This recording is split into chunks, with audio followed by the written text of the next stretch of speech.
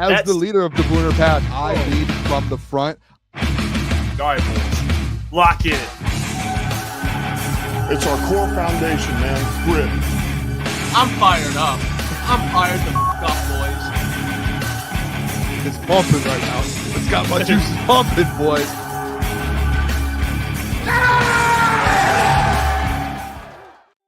Welcome to the Crunch Time Sports Show with Jeff, Booner, Lukas. We are live. It is Tuesday, January 7th. And boys, what's funny? What do we got? 5 seconds into the show. What's funny? I'm sorry. I'm just.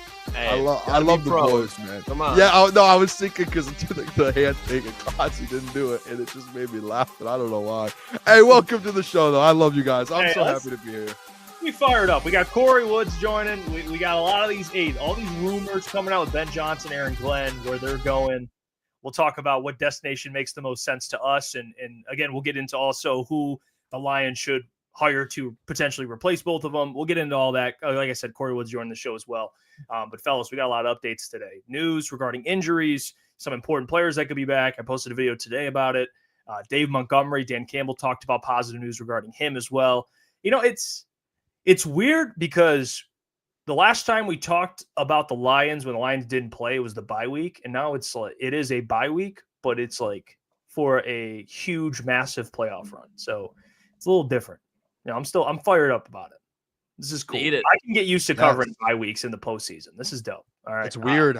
It's very weird. I'm going to be honest. It's weird enough like last year having the playoffs and going through the whole playoffs thing last year for the first time. But like now being like, hey, you have a whole bye week just to like we're talking about like what we're going to do for the show this week. It's just like, what do we talk about for a whole week? I mean, we're going to have stuff to talk about, but it's just like randomly, you just don't have a game this week. And you just had, I don't know. We haven't had a bye week since week 5, boys.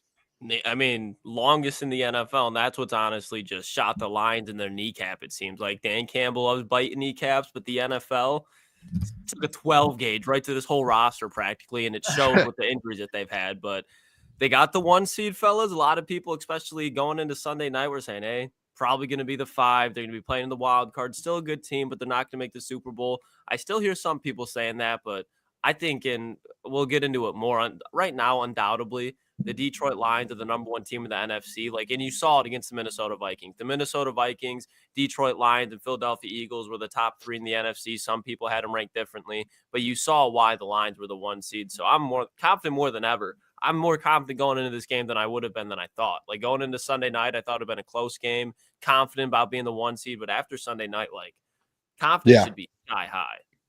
Yeah, I mean, everything is like Lions fans, like even like with the Chiefs. Do you think their confidence is as high as the Lions? I heard someone actually say, oh my gosh, who was it? I was listening to a show. It wasn't even a local show. It was a national show, but they were just talking about like with Lions fans going into this week, like best case scenario happened. Like the only thing, like you could have won that game and you still going into the playoffs. Like if you won the game by a possession going into the playoffs, you're probably thinking like, You're sitting there like, hey, the defense still has like a big hole in it. Like you're still having to win in shootouts. Like Jeff, like me and you had that back and forth last week. Yep. And it was like you're gonna have to score 40 every week to win. The best case scenario happened with the Lions on Sunday night, to where the defense was the team, like the side of the ball that was just like dominant. And now like you're looking at it and you're like, okay, if you get like. That's where I think going into this bye week, it's like, all right, now guys are getting healthier. Obviously, you're not going to get any like big players back defensively, but like Anzo with that writ or that arm, he's getting healthier another week. There's guys on that defensive line who have been beat up. The secondary, Terrion beat up. Brian Branch. No one's talked about this for a while, but remember Brian Branch hit the calf strain a couple weeks ago. He had another injury a few weeks before that. Like Branch has been going through it with injuries. Like he's now about to get some time off. Like just everyone's getting time off, especially like defensively. And I know we can talk about that like, offensively, yeah, but like defensively, you've been so beat up. All these guys that have just been playing through injuries the last 6 weeks because you have 14 million guys on IR. Now these guys get a little bit of a rest after having to take on all of that like load, which is huge. Yeah, and kind of to tally off of that, like Aaron Glenn, like we talk about the injuries, but what's even better for the Detroit Lions, and we're going to break it down more, especially throughout the week, but the game plan that Aaron Glenn put out on Sunday night, He has not pulled that game plan out all year. The NFL offensive coordinators are going to have to try to game plan head coaches for what the Detroit Lions defense is going to do. They have no fucking clue. Like when Alex Anzalone came back, like they were sending 6 multiple times, and we'll break down just how often, but it was insane that like Aaron Glenn's defense, he didn't stick in man, he didn't stick in zone. Sometimes he was sending everybody, and sometimes he was sending 3. And yeah, the Lions gave up some plays, but as an offensive coordinator, like you do not know what to game plan for come the divisional round on the road. While meantime, you just played a game a week prior, so AG just saw what you did to get in that first round. So Lions have just such a ginormous advantage outside just the injuries, how they finished on Sunday night. Yeah. Sorry, I just saw. And now what's so funny over there? It's just, I mean, the comments here. I mean, this is just the timing of these comments. I mean, what are we doing here? But hey, speaking of some of the good news, I'm not trying to get into any lawsuits, so let's. No lawsuits over here. Come on, now. We know how to avoid them. Yeah. Not at this workplace. No. Not at this workplace. Hey, some good news. Some good news regarding some players. Dan Campbell said it today. I already mentioned it. The man, David Montgomery, is returning in the divisional round. Remember when he first got injured? The big thing was like, oh, it could be back for the NFC Championship game or the Super Bowl. Now he's trending in the right direction. We already kind of talked about it earlier. I think it was late last week. Or it might have been on the post-game or pre-game, whatever it was, but he was already running. Like he's already running in practice. Now Dan comes out, and when Dan says something like this, it means it's backed by legit sources. Like he's seen it. He knows David. He's probably been communicating with the trainers and David. He's ready to go. So I guess your guys' thoughts on his impact, I'll tell you this. Although it's been the Jahmyr Gibbs show. It's been spectacular. He's proven he's an RB1. He's proven he can handle RB1 touches. I mean, even last game, getting slaughtered by Andrew Van Ginkel and getting right back up and producing the way he did, like that showed right there. This man, even though he's not as, I guess, big as David Montgomery, and there was can he handle the workload? He showed he can. But with David back, goal line situations, 4th down situations, 3rd and short, all these, and just in general, to take some, keep Jahmyr fresh, but also David's great in the passing game. I think this is massive for the offense. Obviously, Dan coming out, and we'll get to the defensive injury updates, but at least for the offense, boys, this is big. This is huge. Real quick, too, I just want to throw this up there. The Booner Path #1 seed I don't care about the followers. Just want to know back-to-back years. If they make it to the Super Bowl, the Booner Path is 2 for 2. Or 2-0. Like, that's unbelievable. And next year, maybe there's something new coming because I have some ideas. Shout out Klotz, CPO. But I would say this with D-Mont. And you know what, boys? Jahmyr Gibbs, and I don't think sometimes he gets enough credit. The man is kind of a pot. Like, he is big, and he can get you yardages. But, Jeff, to your point, like, there were times the last couple of weeks where it was like, hey, you're kind of missing. Like, that. What was crazy is not this last week because, obviously, they went Jahmyr, and he had the 3 rushing touchdowns. But in goal line last week, remember who they were going with? Jermar Jefferson. And I don't know if that was just because of who they were playing or what it was. But it was still a little bit shocking that they went away from Gibbs and those, like, goal line on the 5-yard line, on the 6-yard line, on the 4, when typically that's a D-Mont carry, and they're going to Jermar Jefferson instead of Jahmyr Gibbs. Like, that was shocking to me. And I think there were times as well, and Klotz actually talked about this yesterday, where on 3rd and 1, 4th and 1, instead of just pounding, and not even 1, it's like 3rd and inches, 4th and inches. 4th and inches, bro. They're just they're play action passing, and it's because I don't know if it's they don't trust guys to be able to, a guy like without D-Mont to be able to get the first down. I don't know, but typically like with D-Mont, it's kind of like the tush push to where you're getting it 9 out of 10 times, 11 out of 12 times, 99 out of 100 times. I think there was one time this year where they went for it on 4th and inches and they didn't get it in D-Mont, and it was like a misdirection, and it was like a clear, like, this was never going to work. Just run the ball up the middle and let D-Mont go get it. And when you do that, 100% of the time, basically D-Mont gets it. Like that, it's a game changer. And I think D-Mont, listen, I heard you guys talking about earlier today too, 50-50 with Gibbs and D-Mont. I don't think it's going to be 50-50. Klotz, I was shocked. Hey. I was shocked to hear you say that it was going to be 50-50. If he's full go, that was the conversation. I don't think all postseason, though. Like, I think D-Mont's going to be good to go. I don't think he's going to be 100%, though. Like, that knee is still, like, you still need to fully heal. That's what I was saying, though. Like, if it was. Yes. 100%. So I think, like, D-Mont's going to come back. He's going to take some carries. Like, it's going to help Jahmyr Gibbs. The best thing about this, to me, this news, like, this offense is now fully healthy. Like if Demon's back, you're good to go. Who on this offense is knock on wood injured? Like you're good to go going into the divisional round. The offense is your bread and butter. Like that's how you're going to win games. You have one of the top 5 offense of all time, and now they are all healthy and ready to go with the week's worth of rest. I'm pumped up. I'm excited to see Demont back too. I don't care if there's people who want Jahmyr Gibbs to get 30. Demont is an absolute dog. Don't underestimate that man, dude. He is elite, just as well. Yeah, I think you guys are spot on. The other thing that David Montgomery allows is, at least since he's left, and there have been more injuries on the defensive side, but when David Montgomery's on this team as far as starting in the roster for this offense, when they're on the field, David Montgomery allows this offense to eat up more clock. Like against the 49ers, against the Vikings, like obviously the Lions offense was better, but it felt like they didn't control the game as much as when David Montgomery's out there. When you have David Montgomery out there, you're much more confident when you have Craig Reynolds on the field to run the ball compared to when you have David Montgomery on the field compared to Craig Reynolds. You're much more confident running the ball. Even if it's 2nd and 9, you know that David Montgomery is going to give you at least 5. He might even pop it for a 12, 13, 14-yard gain. But he's going to allow Jared Goff, this offensive line, the playmakers on this offense to stay on the field longer. Like he might not be 100%, but he's going to be out there for numerous drives, and those drives are going to eat up clock because you look at the offenses you're going up against in the playoffs.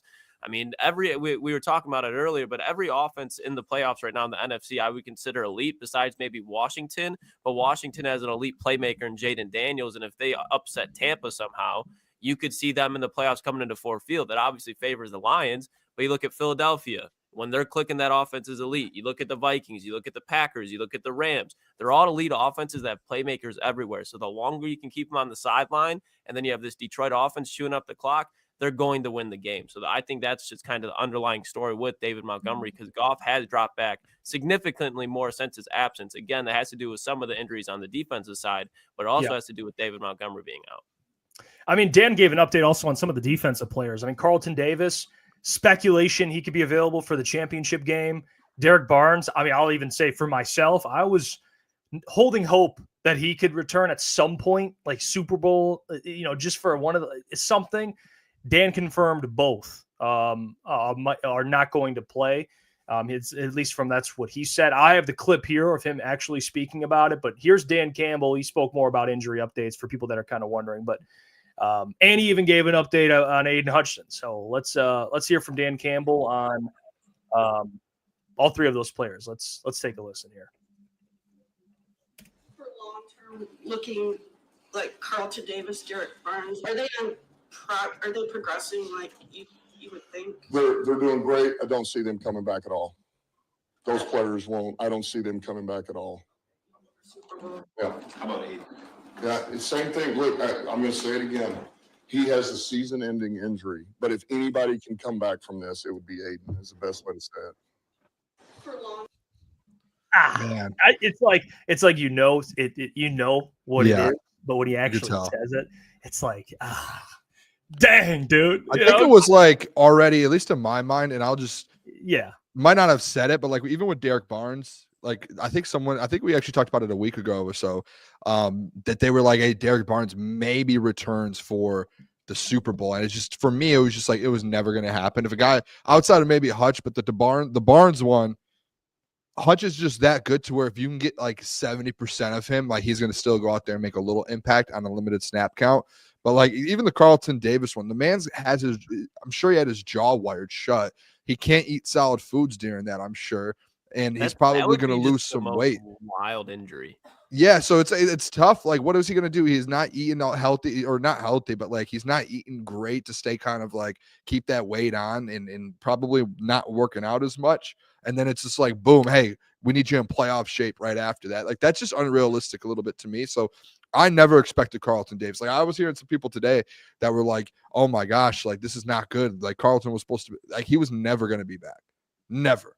Like, I just never saw a chance at Carlton after a wired shut jaw, he was going to play football. Like, that was unrealistic. The only one to me, it's like the Hutch one, but even him saying about Hutch, that didn't seem too optimistic. Like, that felt like that was going to be a situation where it's like, hey, if we get lucky, we get to see Hutch. But I think the defense, hey, boys, I'll say this. What we saw yesterday, the ceiling of that defense, just fine. Like, yes, you're going to miss those guys. I'm not saying that those guys wouldn't make an impact if they come back, because they would. But what I'm saying is, you now know you're going to be just fine if you don't get those guys back, which you probably won't. So I'm just as confident as I was after before that and after it now. So I'm fine. It's probably better just to accept the fact that I'm glad Dan at least said it officially. So the hope, I'm not getting He's not leaving optimism. No. Very blunt. It's real. I respect it. He's not dancing around anything. He's just telling you how it is. And that's what they always do. So I respect it. You get in those situations where, like, if he does say that, yeah, Hutch, like, hey, he might, then people are going to expect it. And it's just like, you don't need that right now, especially now going through a Super Bowl run and you're trying to go win 3 straight games to win a Lombardi. Like, that's the last thing you want to be probably talking about.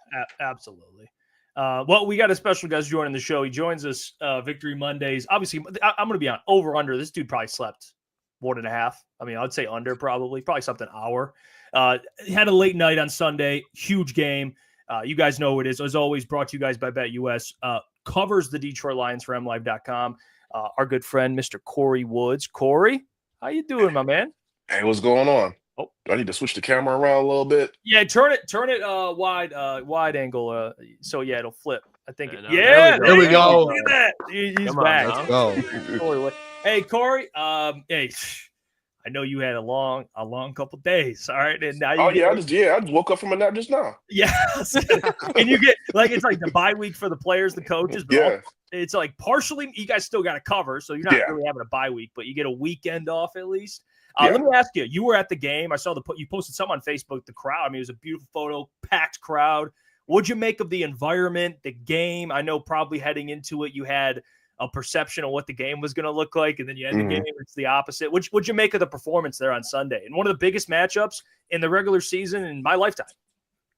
Well, first off, when you want to talk about what it felt like in there, it felt like a playoff game. I mean, to being quite honest, I mean, I was there for that Rams game and that Tampa Bay game last year, and it didn't feel any different than that. It was a total playoff atmosphere. I mean, the confetti and the streamers and the fireworks, they were going off before the game even started. That was just to welcome everybody into Ford Field. It felt pretty different, especially when Alex Anzalone came out there. I mean, it was loud when they did the introduction, but when they introduced Anzalone last, I mean, it was the earplugs I had in my ear. I might as well just toss them away. But when you're talking about the game, I thought it was definitely going to be more of a high scoring affair when you consider how the Lions having the NFL's top scoring offense, and then when you have on the other side of the field, you got a team like the Minnesota Vikings with the season that Sam Darnold's having. Then you got their receiving core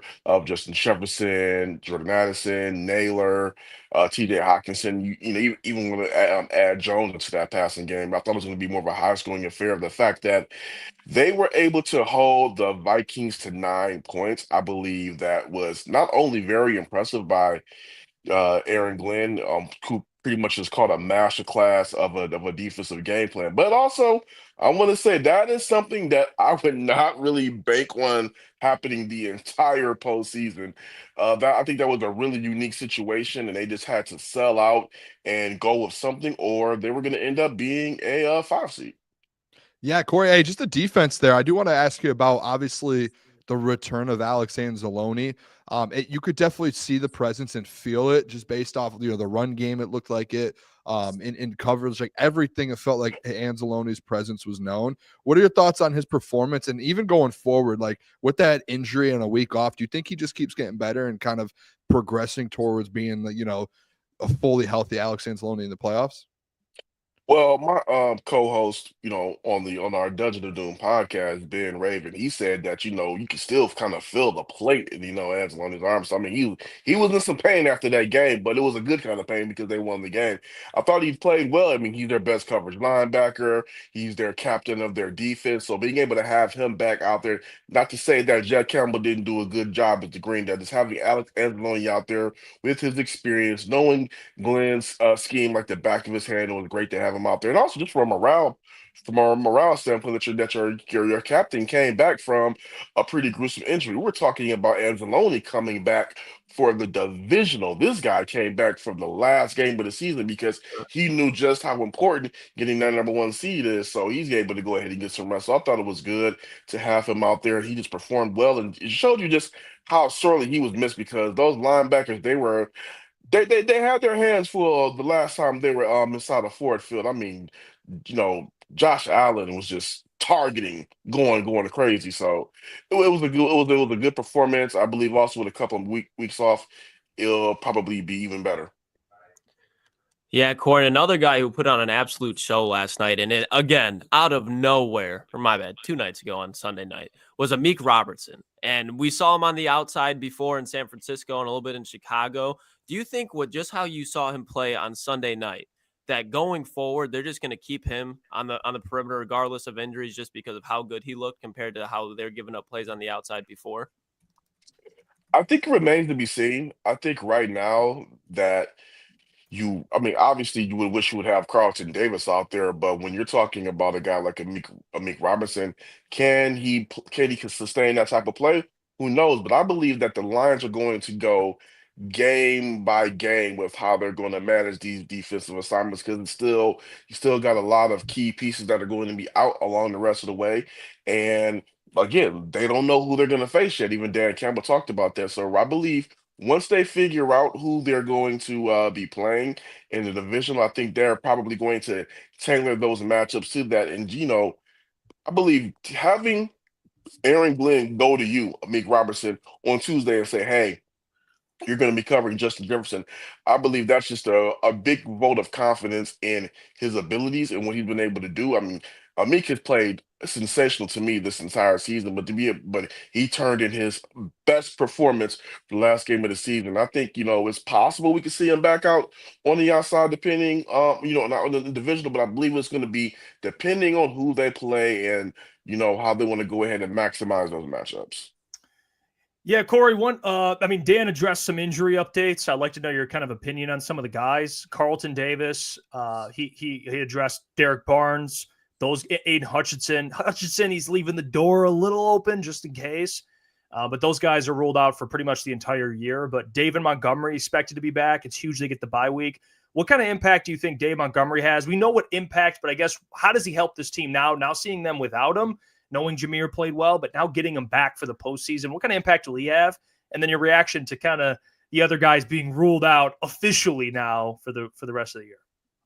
Well, like you said, I'll go ahead and start with David Montgomery. Let's be very clear. Jameer Gibbs has played sensational, and he's shown that later on down the line, depending whatever the Lions are doing a couple of seasons from now, because remember they re-signed Montgomery to a 2-year extension. Maybe in a couple of years they might want to just go ahead and go with Jameer being the full bell cow. That's an option that they could have, but for right now, getting David Montgomery back is only a plus because no disrespect to a Jamar Jefferson or Craig Reynolds, but if you're able to have Gibbs and Montgomery, the Sonic and Knuckles combo out there, the Thunder and Lightning, where either one of them can be Thunder and either one of them can be Lightning, having both of those guys out there is only a plus.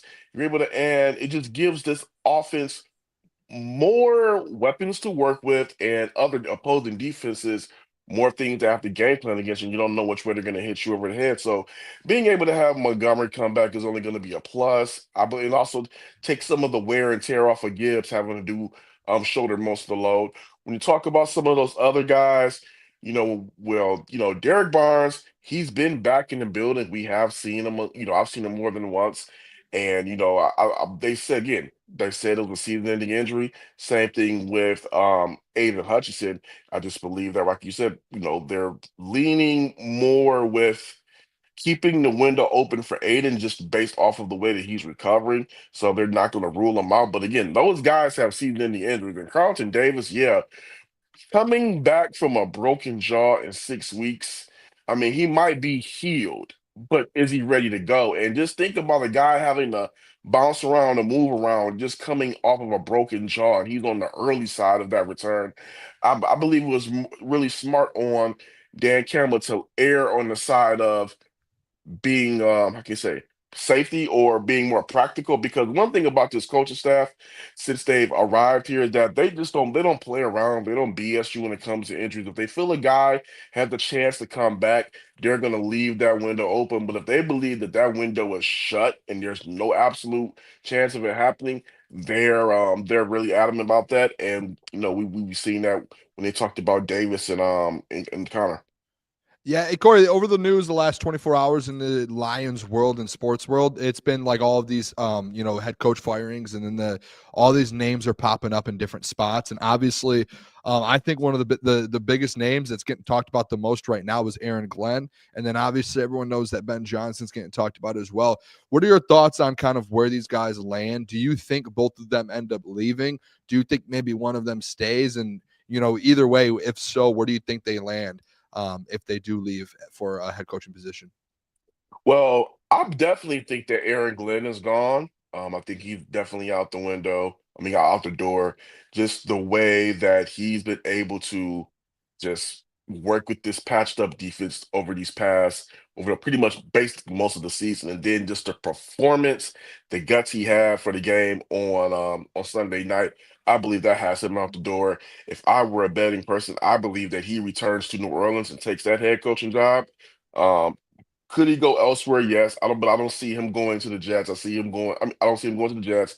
I don't see him going to the Bears or the Jaguars or New England or like that. I think he's pretty much a shoe-in to get that Saints position. When you talk about Ben Johnson, though, Ben Johnson's a really interesting scenario because there are several places that will probably be ideal for him. I mean, I think Jacksonville probably would be the most ideal situation for him.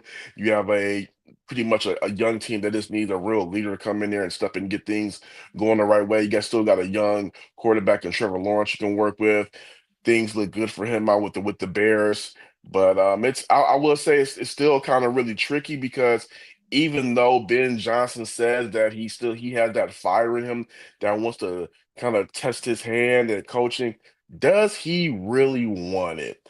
And Yeah. that's the real thing right there. So I believe that, if both of them want head coaching jobs, both of them are gone. But if I definitely think that Aaron Glenn is a shoe-in to be gone, Ben Johnson is kind of like the mystery.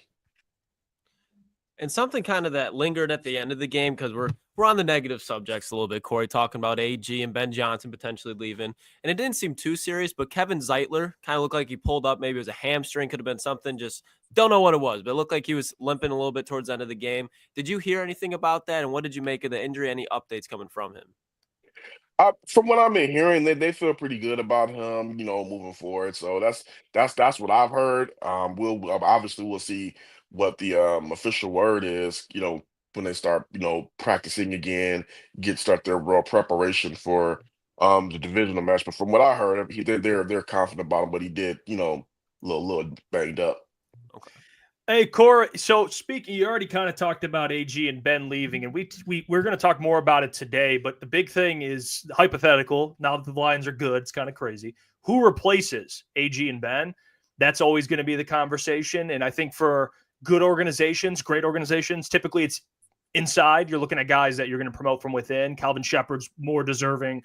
Tanner Engstrand's kind of been rumored.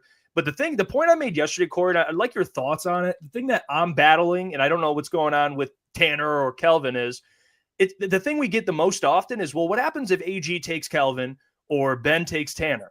But my argument back to that would be, and Kory, I love your perspective. If I'm Tanner or I'm Kelvin, why would I go with AG or Ben and I wouldn't be able to call plays and I'd be going to a worse situation? Wouldn't you want to stay with the Detroit Lions, get this defense if you're Kelvin, and get this offense if you're Tanner, and call plays? Am I crazy for that? Or do you think there's a real possibility that AG and Ben just take some of the assistants with them? I think there's something on both sides of that coin. I mean, yeah, if you're either one of those guys, then Ben Johnson or Aaron Glenn leaves, and the Lions want to tab you as being their guy. I mean, why not? I mean, Right. why not go ahead and just step into that role and be able to inherit a young top defense, a young top offense. But on the flip side of that, let's say they go ahead and run this table and win this Super Bowl. Well, You got a ring. Do you want to stay in Detroit and continue to keep on going, or do you want to follow your mentor? If you're in the like Kevin Shepard, if you guys win this ring, do you want to stay in Detroit with Dan? Not saying you have any issues with Dan, but do you want to stay in Detroit with Dan, or do you want to follow your mentor to wherever he goes, help him lead that defense for him, and then who knows? Might get a bigger bag when you leave with him. I think money will talk in that situation as well. So I think it's a unique situation that will really determine that will really figure itself out depending on how this postseason run ends for the Lions. Hey, Kory, another question I had here, just kind of looking forward to the playoffs after this week. I just want to know kind of your perspective on who you think the better matchup. Obviously, we got to see them play the Rams earlier in the year and the Vikings just a week ago and twice this year. If you're looking at it, who do you think the Lions would rather play going into this divisional round? Do you think they would rather see the Vikings or rather see the Rams? And essentially, it's both of them like a third time. Klotz could bring it up to me about how like the Rams, you've played them in a calendar year twice already, and the Vikings twice too. So what are your thoughts on that? Well, I know a lot of people are saying, and I'm of the mindset too, so I don't want to say a lot of people. The mindset is that, beating a team twice as hard, beating them 3 times in the same season almost seems very impossible. And that would be the case if the Lions had to face the Vikings. And then if they had to face the Rams, then they would have to beat the Rams twice in the same season. I mean, they did that last year with the Buccaneers. But when I was speaking to Khalif Raymond after the game, he said, heck, skip all that. Beating a team once in the NFL is tough as it is. So I don't think for the Lions, I don't think that they really care who they face. To be quite honest, I believe if Sam Darnold and the Vikings have to roll back in there again, I believe that the Lions will have an answer for them. But I will say this though, if they gotta face the Rams, that quote that Dan Campbell had when he spoke to Kevin O'Connell, see you again in 2 weeks. Rams already got wind of that. They're already fired up about that, and they're already talking about making somebody eat those words. So that's some bulletin board material for those Rams. And they end up beating the Vikings and end up rolling in the fourth field. That's going to be a very interesting scenario. I mean, we've already done the whole Matthew Stafford, Jared Goff, the storyline that's been done over and over. Now we have a new piece of material to work with where the Rams pretty much just felt like they were getting slided, and who knows how they come in there and play. So, I don't think the Lions really care who they face. I think they're ready for whoever. I think that whoever has to go in the Ford Field, they're going to a hornet's nest. But I will say that if it is the Rams, it's pretty interesting now that they have some bulletin board material to work with. Yeah, Kory, I've been harping on it for weeks that the Rams are honestly, they scare me probably more than the Eagles just because McVay, Stafford, that scares me more than Sirianni and Hurts does. And that's no disrespect to those two, but when you talk about McVay and Stafford, those are two Hall of Fame type of guys. Now, switching it to hopefully could be a Hall of Fame type of guy in Sam Laporta, he continues to build weeks and weeks and weeks together where he's just looking like the Sam Laporta of old. Do you think with David Montgomery coming back, Sam Laporta is going to have his volume reduced a little bit, or do you think he's going to still stay on this pace where he's just been the Sam Laporta of old that we expected at the beginning of the year? I think the decline will fall off. I don't know if we want to say it's you, but the negativity around Sam Laporta's play is kind of being a little bit exaggerated. I mean, the guy was injured, missed the game. But also too, Jameson Williams emerged as well in this offense. So that took away from some of Laporta's production. And also Jahmyr Gibbs emerged a little bit in the passing game as well. So you have to factor those things in, Laporta's injury, and the guy still made NFL history by having 600 plus yards and 6+ touchdowns in his first 2 seasons. So, I mean, even with the quote unquote slip, he still made NFL history. So I think that right now he's just pretty much just coming back off of, I think he's kind of just finding his way back to his self as far as health wise. But I mean, I believe if getting him back and more involved in the offense will be key. But at the same time, it's not like he did anything wrong Right. per se, outside of just being hurt. But even again, while he was hurt, he was still productive.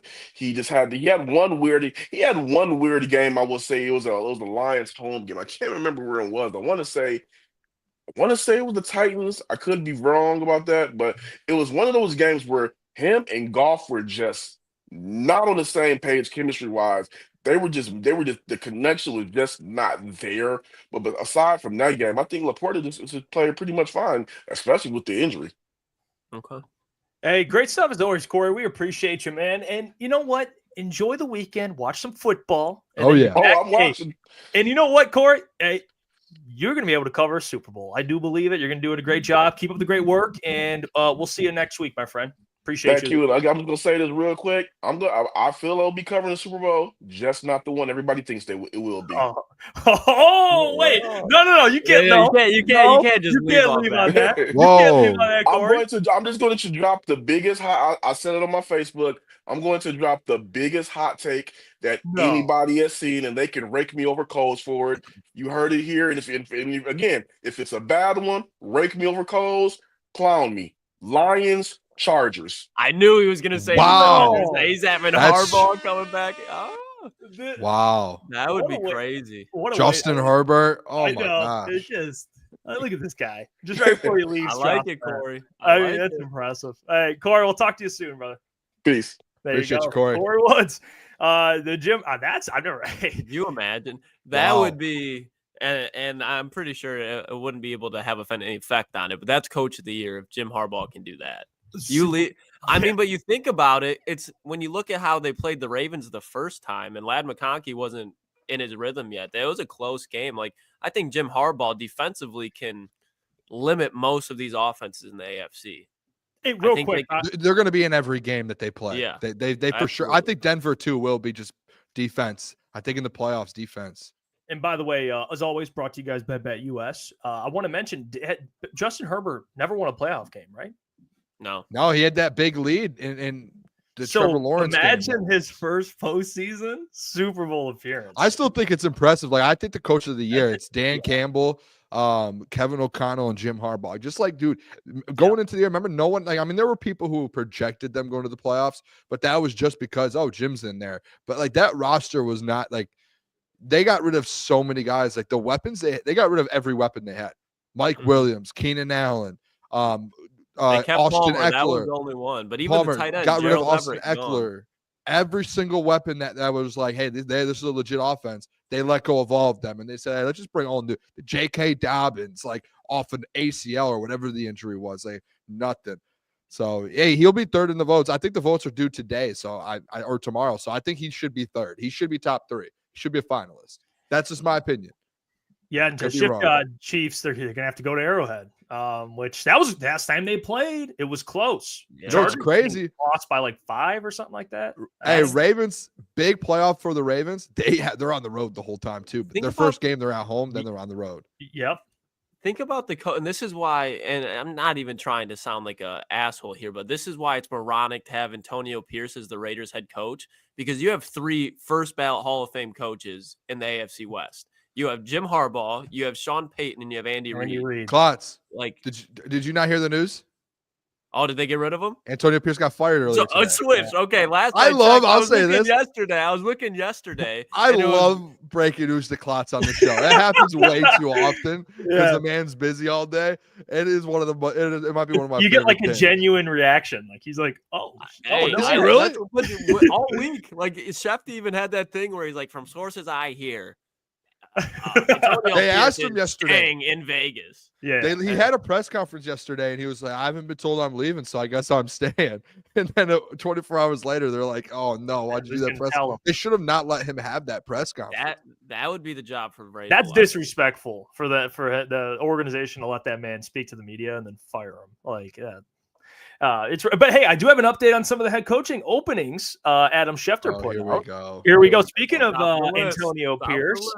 So far, Klotz would have found out either way. The openings include, sorry to break it to you, Klotz. You have the Raiders, Jets, Jags, Bears, Saints, Patriots. Now, GM, Jets, Titans are the 2 GM openings.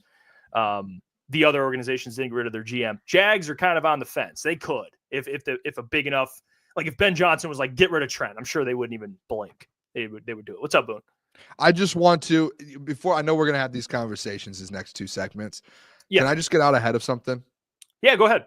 As a friend, and this is I think I deserve a lot of credit for being a really good friend to Klotzy today, and I'm going to do my best here. As a friend, I just want to grab Klotzy, no Diddy, and I want to take him off of the hill that AG is going to be here next year because it is so far gone.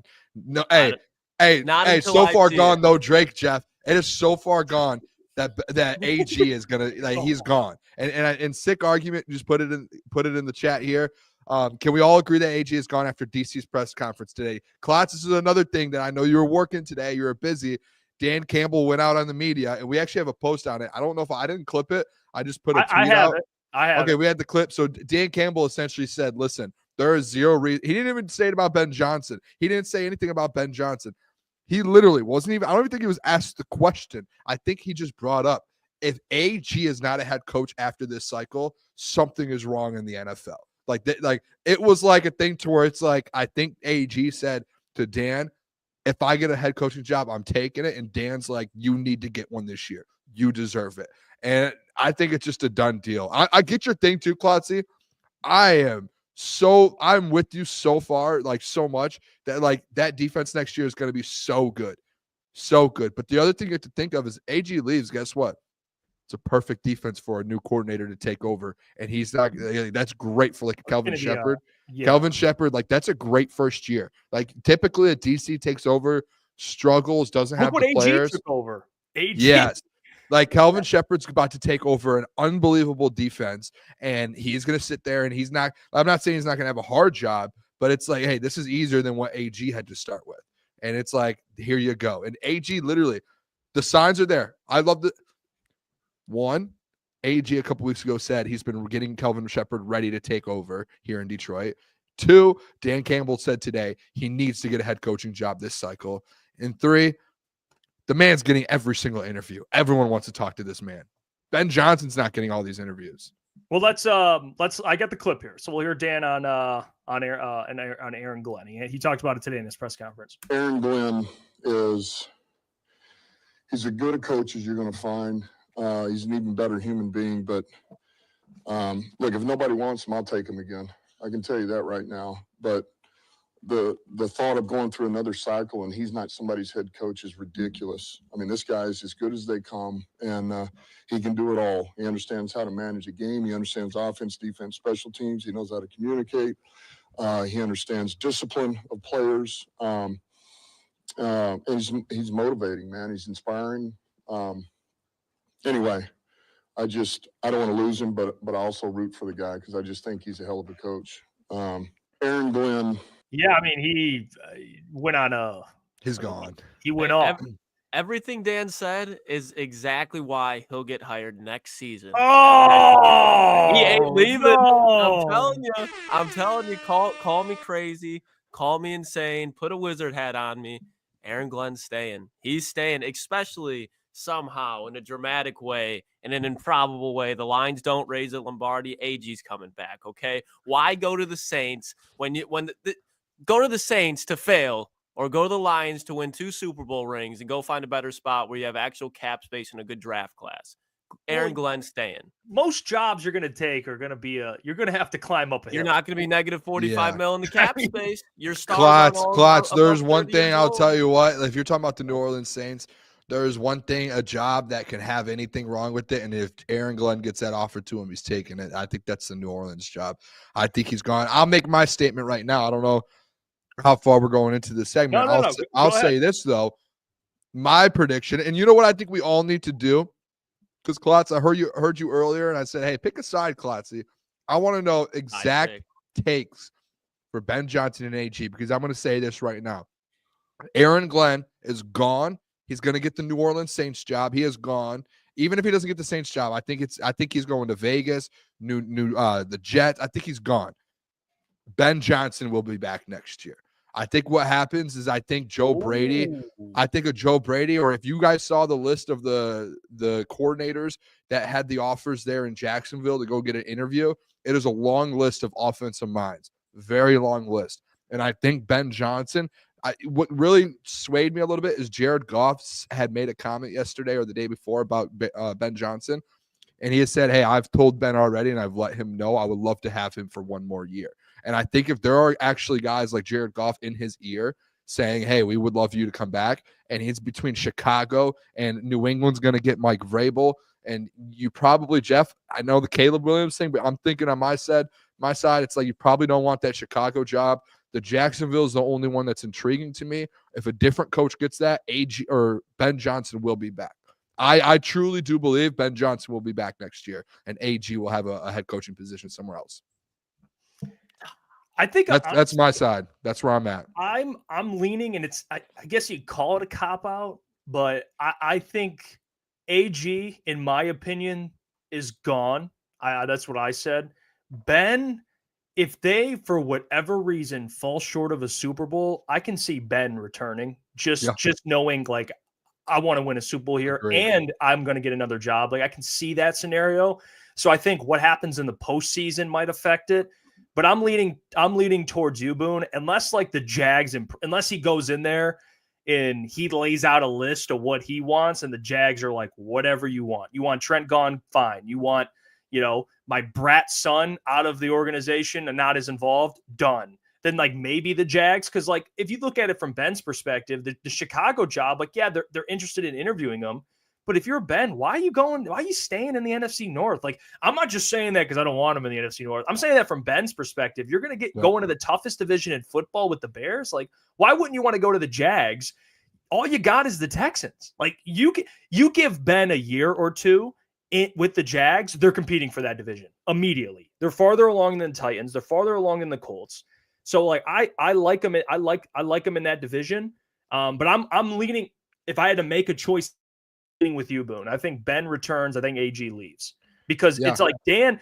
I think like you said, they asked Jared about it, and Jared's like, "Well, he said he'd be gone last year, and he came back." Like I know, and not saying Ben's told him what he's going to do, but looking at the job openings, I like the Patriots a lot, but Vrabel's going there. It seems like all signs point to Vrabel. Can we get a? That's like I want you to lock in your answer. I'm interested. I want some locked in answers here.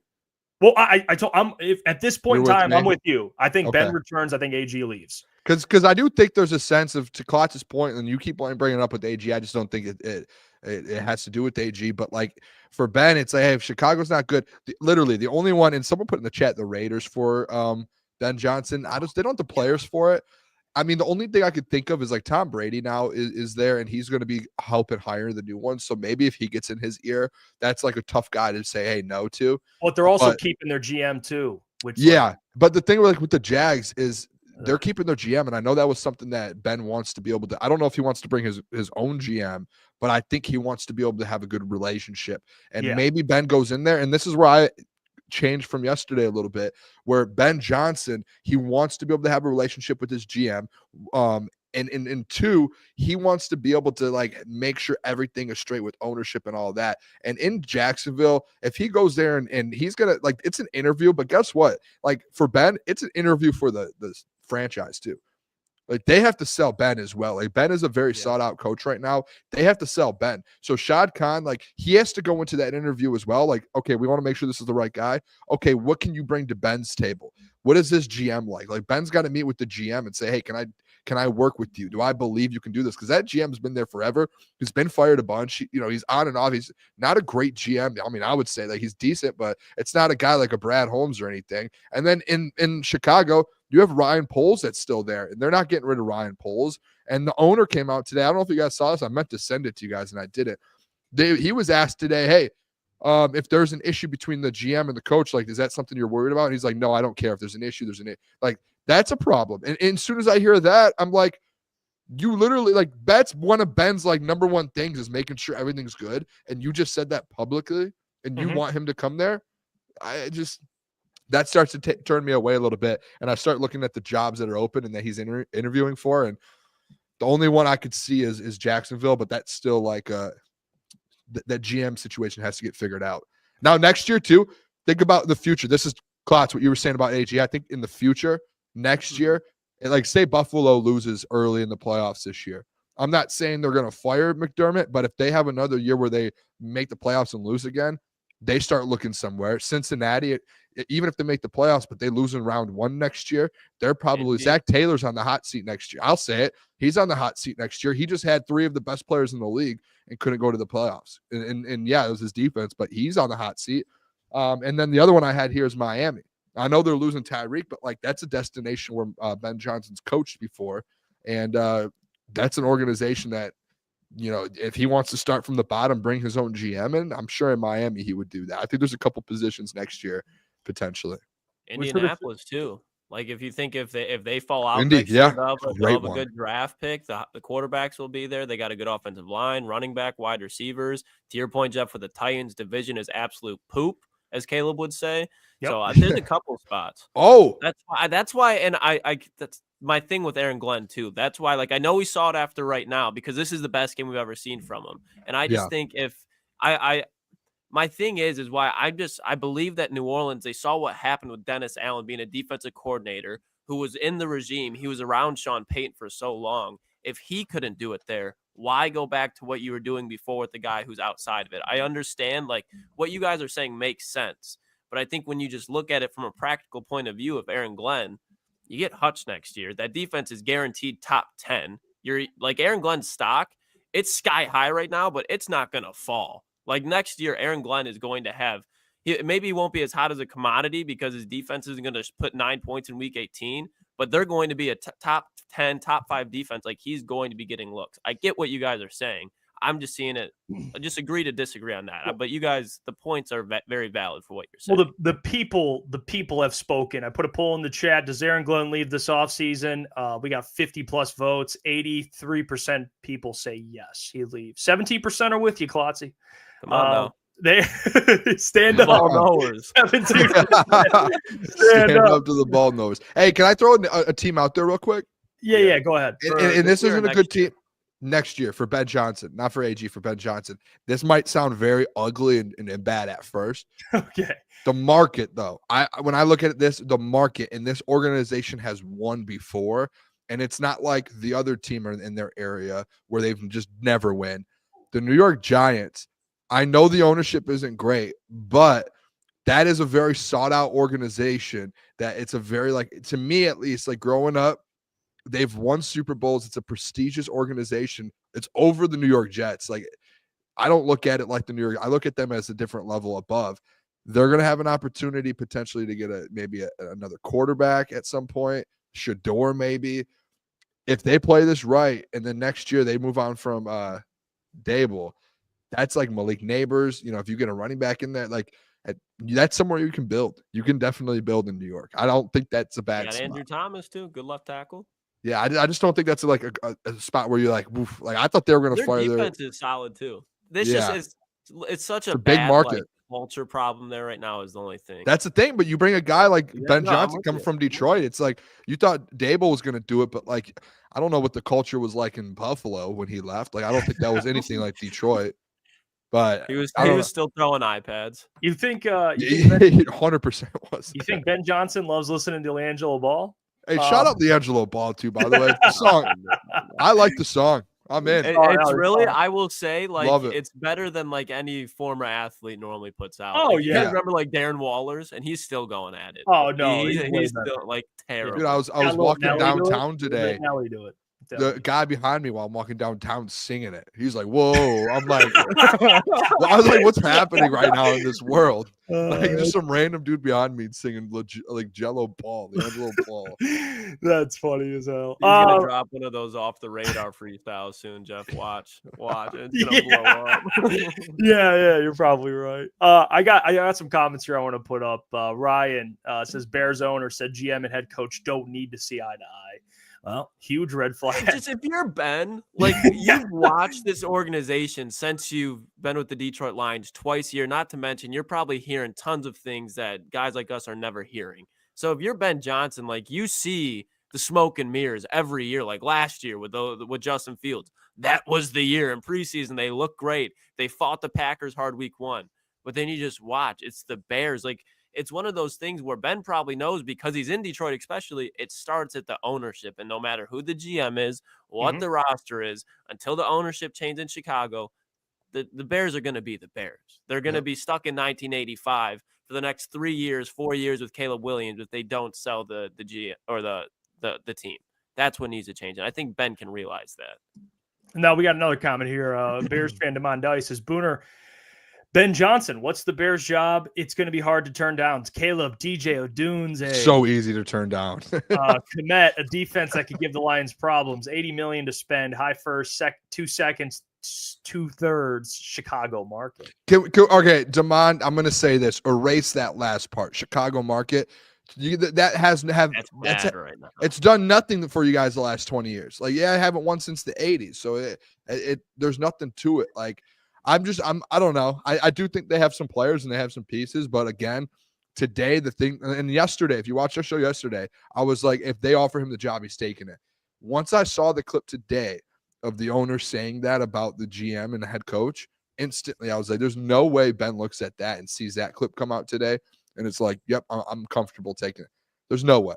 That organization right now, like, he needs to. That guy probably should sell the team. And if you have fans chanting "sell the team" and saying "sell the team," is that where Ben wants to go? He said he wants like a good ownership and GM. That's not the spot. They need right now. They need a Dan Campbell. Like, they need like a culture. Like, Dan Campbell. Like, look at what the Lions were when he was hired. No one wanted that job. Now, let's say Dan Campbell just retired. The Lions' job right now would be one of the hottest jobs out there. That's what the Bears need right now. They need. What would be perfect in Chicago, and he's not going to go there? Mike Vrabel. Like, that's you should have gone all in on Mike Vrabel, because he'll come in and he'll change your culture. He'll change everything. He can bring in an offensive mind for an OC and to work with Caleb. Go bring a guy in. Mike Vrabel, like in Chicago, guess what? You haven't had a quarterback that's been good your whole franchise.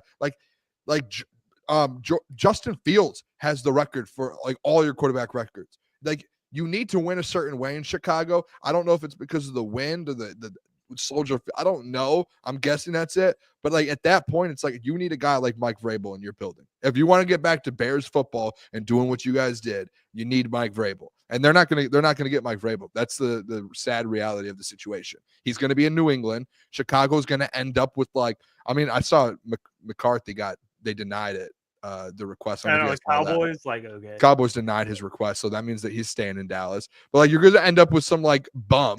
Pete Carroll. That's what I was saying. Pete Carroll. Pete Carroll, because at least Pete Carroll isn't even a bad option for them, because that's what they need, is somebody can ship the culture. Pete Carroll ain't take him to a Super Bowl, but until Pete Carroll ain't going to be there for too long, if you know what I mean. Like I would hate that for the NFC North, because he's good. I like Pete Carroll. Well, Pete Carroll, bro, like he chomping on that gum. He was really, like, his peak was in 2011's football. Times have changed. You saw that in Seattle, but that's the best thing that they could possibly have. Like, Dan Campbell, D'Amico Ryans, I think really kind of like stuck out. Like, this is what you need. If you're not going to get a Sean McVay, which teams have been chasing and chasing and chasing, and they keep on missing out. Like, look at Brian Callahan right now in Tennessee. Like, they're instantly looking for a new head coach, and they're chasing that OC. But that's even like, I think Ben will be a good head coach, but that's why people like not completely sold on Ben, is because can he lead a locker room? But if you have a guy that can build a culture with a good coordinating staff around him, that's what teams are going to try to build, because they see that in Houston and Detroit. So I think that's what any team like Chicago, where it's just historically bad, that's what Cleveland needs. Get rid of Stefanski. You're not winning with him. Go get a guy that can build a culture. Teams like that, that's what they need. They don't need a young OC who can change the game. Like, you're not changing the game in Cleveland or Chicago. I'm sorry. Hey, I'll tell you guys my wizard hat, and my guy Bruce is with me a little bit. I mentioned this. I just put this out in the ether when we talked about it. But Bruce said Ben waiting for the Chiefs job to open up. I'm just saying, it's my wizard hat. He just resigned, though. I know, but it's my wizard hat. Okay, wizard hat meaning you have been saying that for a while. I'm just gonna keep saying it, and Bruce said it, so I feel validated. But let me ask you guys this: we talked about them leaving. Now Klotzy, I know where you stand, but let's say hypothetically they're gone, both. Okay. Let's say both depart, both are gone. You guys, and again, number one, you think Kelvin and Tanner go with them, and two, you can answer who should replace them. You can go if they stay, but if Tanner and Kelvin both leave, hypothetically, then who's taking the job? Okay, because now we're talking about outside hires or interior or inside hires if there's other guys that are on the defensive staff that they like. But there's different options out there. Maybe guys that don't want to be head coaches yet. Maybe you get a Robert Saleh. Maybe some names you guys believe that could replace them. Those two, or do you just really believe it's Calvin and Tanner, and you don't think they'll leave? Or are you guys? Oh man, if Kelvin that's leaves, the tough convo. That's the tough. I think that's when you'd see like a Robert Saleh emerge, but it's so tough. I like to your point, like why would Kelvin do that? I'm trying to think of like out of organization type of guys. Like if I'm thinking offensively, I have a list here of 4. Okay, let's hear Boone. 4 names that are like experienced, Klotzy. Who'd you say first? I didn't say anybody. That's what I'm trying to think. Robert Saleh. Oh, yeah, offensively. Offensively and defensively. Like Robert Saleh is really the only ones that I could think of. Maybe some Ron Rivera. Somewhere. I wouldn't hate Ron Rivera, but if Ron Rivera come out. This is the one. I think Ron Rivera would. I think he's looking for a I don't think he wants to sit around for another year. This is okay. I was gonna say Dennis Allen. I don't know DC. He was not great in New Orleans, but I know you hate him, Klotz. Dennis Allen is a name I've seen. As a defensive coordinator, I'm fine with it. This one is the one I think I would take. Number 1, I think Robert Saleh. If he doesn't land a head coaching job, I'm sure he wants to coach next year. I think he would instantly be like, that Detroit defense. Yep, I'll take that. The one, boys, bring that man to Detroit. If Kelvin Shepard leaves, give me Rex Ryan. Bring the man that has a foot fetish. Bring him to Detroit. Hold on. Bring him to Detroit. He has this defense, one of the greatest defensive minds that we've seen in the NFL. He hasn't coached in so long. He's looking to coach. He just interviewed for the Jets head coaching job. He claims that he's going to get the job. I don't know if he will. Like, there's a lot of guys that are interviewing for that job. If he doesn't get it and Kelvin Shepard walks away and says, I'm going with AG, instantly, if he's not coaching next year, Dan, you call him up. Hey, we will pay you money. How much do you want? Do you want, this is what we were playing AG and Ben Johnson, 2 of the top in the game. What do you want? And you bring him in with the guys that you have. This defense is going to be unstoppable next year. That would be an unbelievable hire. Him or Robert Saleh would be like, that would be a home run hire for Dan Campbell. That's if Kelvin Shepard left. Those 2 would be home run hires. And I would be so happy. Another one who kind of falls into that, and he's in Cleveland right now, but if you could bring Jim Schwartz back to Detroit, give me Jim Schwartz. I would love to. I don't care what people want to say about him as a head coach, if he was over the top, extreme. I do not care. Jim Schwartz and Dan Campbell on the sideline together. That would be unbelievable. Zero excuses. It's already like that with Aaron Glenn, but it'll be the same thing with Jim Schwartz. Can we just okay, let's just deal with this real quick. And shout out Sick Argument, always tuning in. Great listener. Listen, there's this thing right now. When you look at head coaches in the NFL, there's a man by the name of Dan Campbell who is the best at what he does in the NFL. That's not offense. That's not defense. That's building the culture, and that's keeping the culture and having those pillars there. If he brought a Robert Saleh in or brought in a Rex Ryan or a Jim Schwartz, I promise you there would be no issues. Dan Campbell's the head guy, and I'm not saying that they would try and be the head guy, but this tyrant thing, all of that, these would be player coaches. Whether they have been or have not been in their career, they would be player coaches. They 100% would be fine in Detroit. I don't have a question about it. Zero question. And by the way, people are saying Rex isn't coming here. Rex could come here. I'm telling you that. His son coached here. I don't know if he's still coaching. He still does, yeah. He's a coach. Like, he would. I would not be. He loves the Detroit Lions right now. Loves them. I mean, I think. Would we all agree? Would we agree? Number 1 would be Calvin Shepard. Yeah, that's the number 1. But like after that, because I'm going to be honest, I don't think Robert Saleh. I don't even want to say I don't think. I know he's not going to get another job this year, like as a head coach. Yeah. So I think he would be a guy who's just readily available. Like unless who's the DC for the 49ers? Staley? Or no, not Staley. It's someone else. But unless they want to bring him back to San Francisco, which I guess could happen, because they did get worse. So maybe they're like, let's just get rid of our defense coordinator and bring in Robert Saleh. But if it's not there, like he's chilling, He's been helping the Packers. Bring that man home. Yeah. Bring that man. Robert Saleh with this defense, dude. I mean, him and Dan Campbell, just the testosterone and just those two, just two big dudes talking ball. Hey.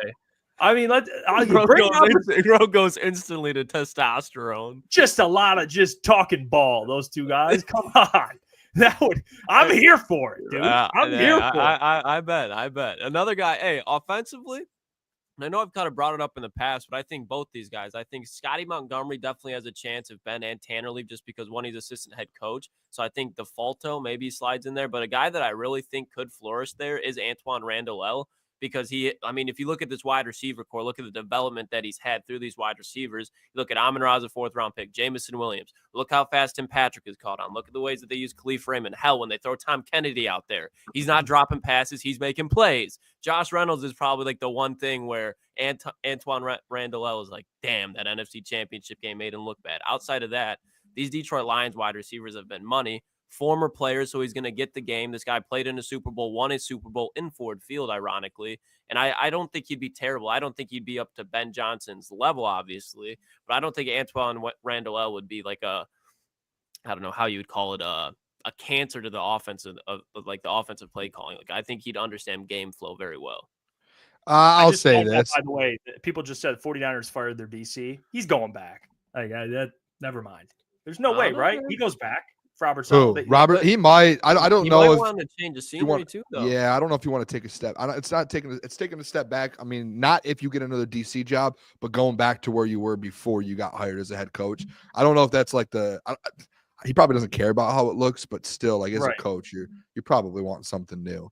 That's my thought. I'll say this offensively, and I'll lock this in now. And if it doesn't happen, clip this, and you guys can come at me all you want. I really don't care.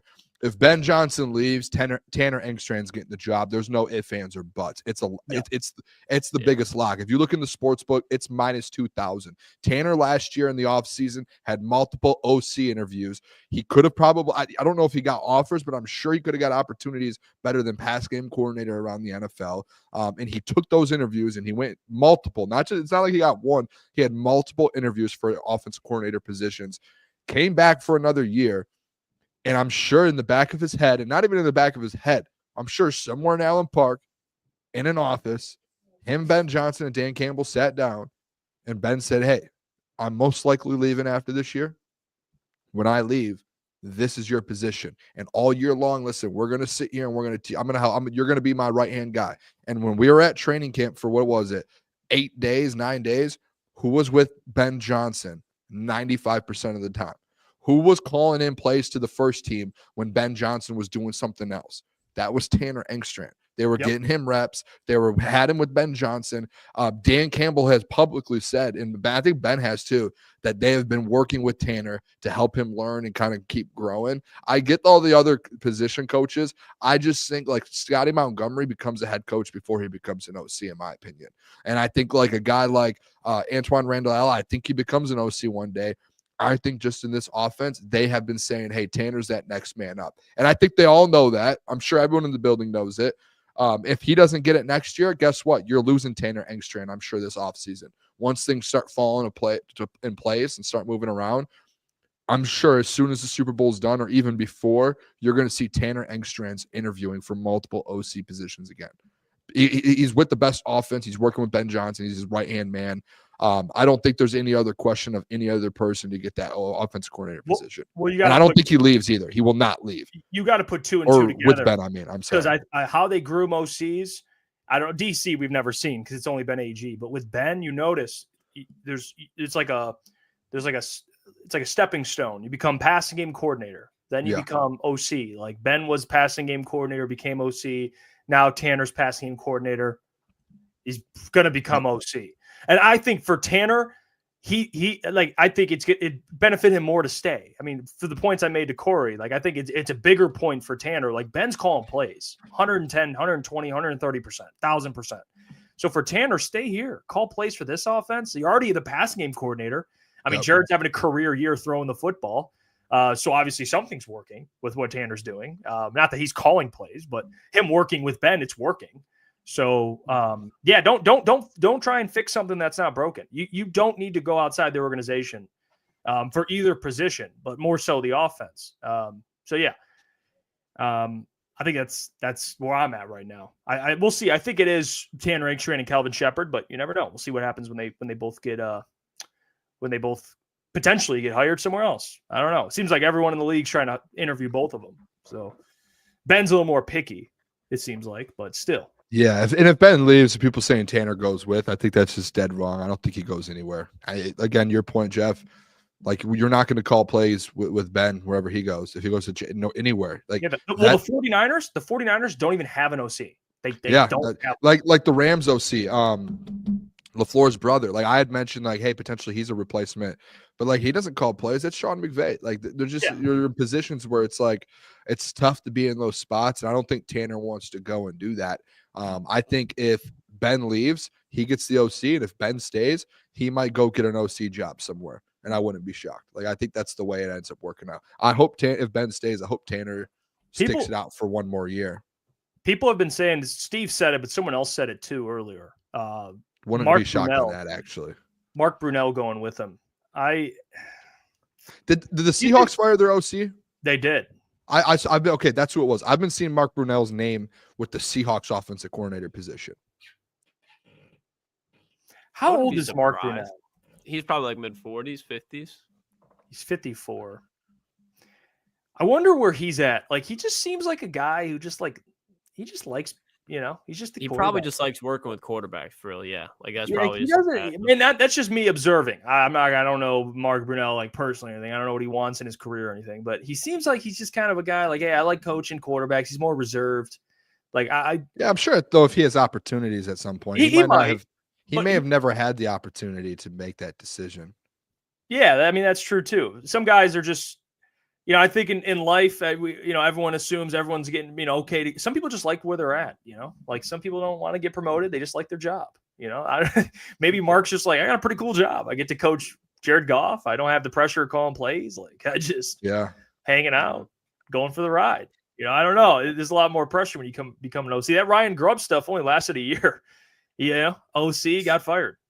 I see Lou Anarumo as well, the DC for the Bengals. I don't know how you could possibly want him after what just happened in Cincinnati. I don't even know. Yeah, but they had. Is the Bengals defense ever really? I mean, they haven't ever had star talent. All right. Yeah, I think a lot of people want him. Like if you look at like Mike Hilton, Trey Hendrickson, and then I'm trying to think they had Logan Wilson who was balling out for a little while, Jesse Bates, but they've never had like a dude. Like probably since Carlos Dunlap, they haven't had a dude. Geno Atkins, like those days. He's been a name that's coming up in a lot of DC spots because I think it was there since like 2016, and they had like good defenses for a while. And it's just I think the last couple of years he's just kind of had a tough hand dealt to him, and it was like, let's move on. So I've seen his name pop up in a lot of DC openings. Yeah, I'm trying to think. He was. I mean, he did coach a defense that stopped Mahomes in the AFC Championship game too. Like, not many people can say that. You know what he was too? I just realized this. I think he was a part of the Miami staff with Dan. I think he was with the Miami Dolphins from 2012 to 2017. Oh, well, you know what? Then here, I'll say this then. End the conversation. Ben Johnson gets a job somewhere. Guess who his new DC Well, he's is? Defensive coordinator. Well, I'm saying, DC. But Ben Johnson gets a head coaching job. Guess who he's hiring on as his DC? He's taking him. Yeah, because he was in Miami for a little bit as well. Or if Ben will take. Saying Ben will hire him as his defensive coordinator. Got you. That's I would say he would be on. They were. I just realized he was with the Dolphins during the time they were all there. So something to keep in mind there. You never know. Oh, there it is. Ryan said Dan promoted Lou when he was with the Dolphins. See, I did not know that, Ryan. Good news. So maybe if AG and Calvin both leave, maybe Lou's up for the Lions job. Who knows? Maybe if Ben returns and AG and Calvin leave, then Lou Anarumo. Yeah, you're all right. I wouldn't hate it, man. He was in like an AG situation last year where it's like, what do you expect him to do? Yeah, I mean, that's fair. Silent Service said this too. Who do you want to play next weekend? What's like the for me, it'd probably be the Commanders if I'm just naming a team. If I had to answer that, at this point? Ideally, them or honestly, I'm with the Christian Watson injury. Like, I think the Packers are just a shell of themselves at this point. Like, I think the Packers have yet to got it going. I understand they played the Lions hard last time, but I just think the Packers right now just would not be able to beat them. I would probably say, obviously, Commanders and Packers are 6 and 7 seeds, so that's easy to say. But people are like, I want to say it was Clinton Portis I saw earlier. Like, his Super Bowl pick was the Green Bay Packers, even after Christian Watson went down. I'm like, dude, how? Like, I just don't see a path for them to make the Super Bowl. I think that's probably the weakest team, in my opinion. Like, the Commanders would scare me a little bit more than the Packers at this point. I do think there's a chance, like before, because the Commanders, Bucks, and then Packers, Eagles. I think there's a chance that before Monday, like we're all sitting here talking, oh, we might see the Vikings or we might see the Rams.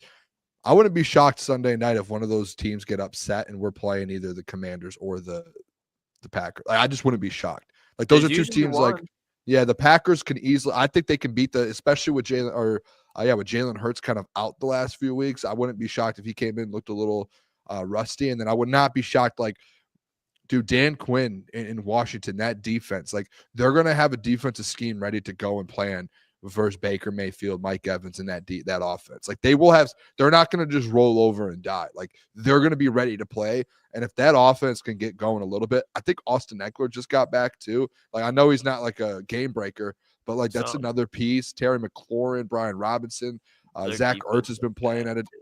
Yeah, like, dude, I think they have a chance. Like, I would not be shocked if like Washington ends up upsetting the Bucks on Sunday night. I will say I'm going to correct my answer. The Vikings, strictly because of Sam Darnold. Sam Darnold is not winning a playoff game this year. So if they pull off a miracle in LA and you're able to get Darnold back in Ford Field, please, because they could score more than 9 points. They could score 20, but Sam Darnold is not going into Ford Field in that atmosphere and playing good football for 4 quarters. The Detroit Lions, they'll be dialed, they'll be locked in. But for at least one quarter, Sam Darnold's pissing down his leg. And I would, not only as a Lions fan, know that you're going to win that game, but it would, again, just be enjoyable to watch for all the propaganda we got pushed in our face about Sam Darnold being the next Andrew Luck, the next Kurt Warner. Like, let's shut up, please. Let's relax a little bit. Guys having a good season. Can I just real quick, because I just saw, Jeff, can I share my screen real quick? Yeah. I just saw someone ask and say the Lions have 7 home game or outdoor games next year. Have you guys seen the schedule? No, I saw the opponents. I can't remember, but the road schedule I remember was kind of like, God. Dude, the Lions have a gauntlet. Where was it in the chat? Can I find it? Right here. Said, is it true the Lions have 7 outdoor games next year? 1, 2, 3, 4, 5, 6, 7, 8 outdoor games. Really, 8 out of the 9 road games are outdoors, right? The only dome is the Rams. No, you got 2 with Minnesota. Oh, Minnesota. Okay, I counted Minnesota. Yeah, but that's crazy, dude. I'm interested to see, because if you go back like last season, if you were to like give the Lions a road schedule, you'd be like, it's a gauntlet. But the NFL is like such a parity year by year. Like, you look at that road schedule, you're like, Jesus, that's going to be tough. Like, they're definitely going to win some games, but there's no way they don't drop 1 or 2 of those. I'm interested to see like a team like Philadelphia next year, the Rams. Like, I think that schedule, it looks tough, but come this time next year, like, it won't be as bad as it seems. Klotz, you have to go play Patrick Mahomes on the road, Joe Burrow on the road, and Lamar Jackson on the road.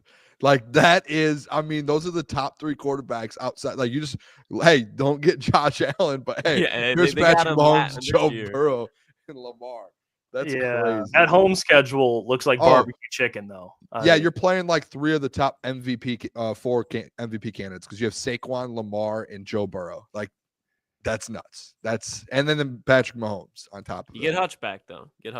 Yeah, I mean, either way, though, like that is incredible. It's incredible that you have to have that new matchup. DC. You got a new defensive coordinator. Lou Anarumo against the Bengals. But honestly, I'd rather have a defensive coordinator with some experience if it's got to be outside Rex the organization.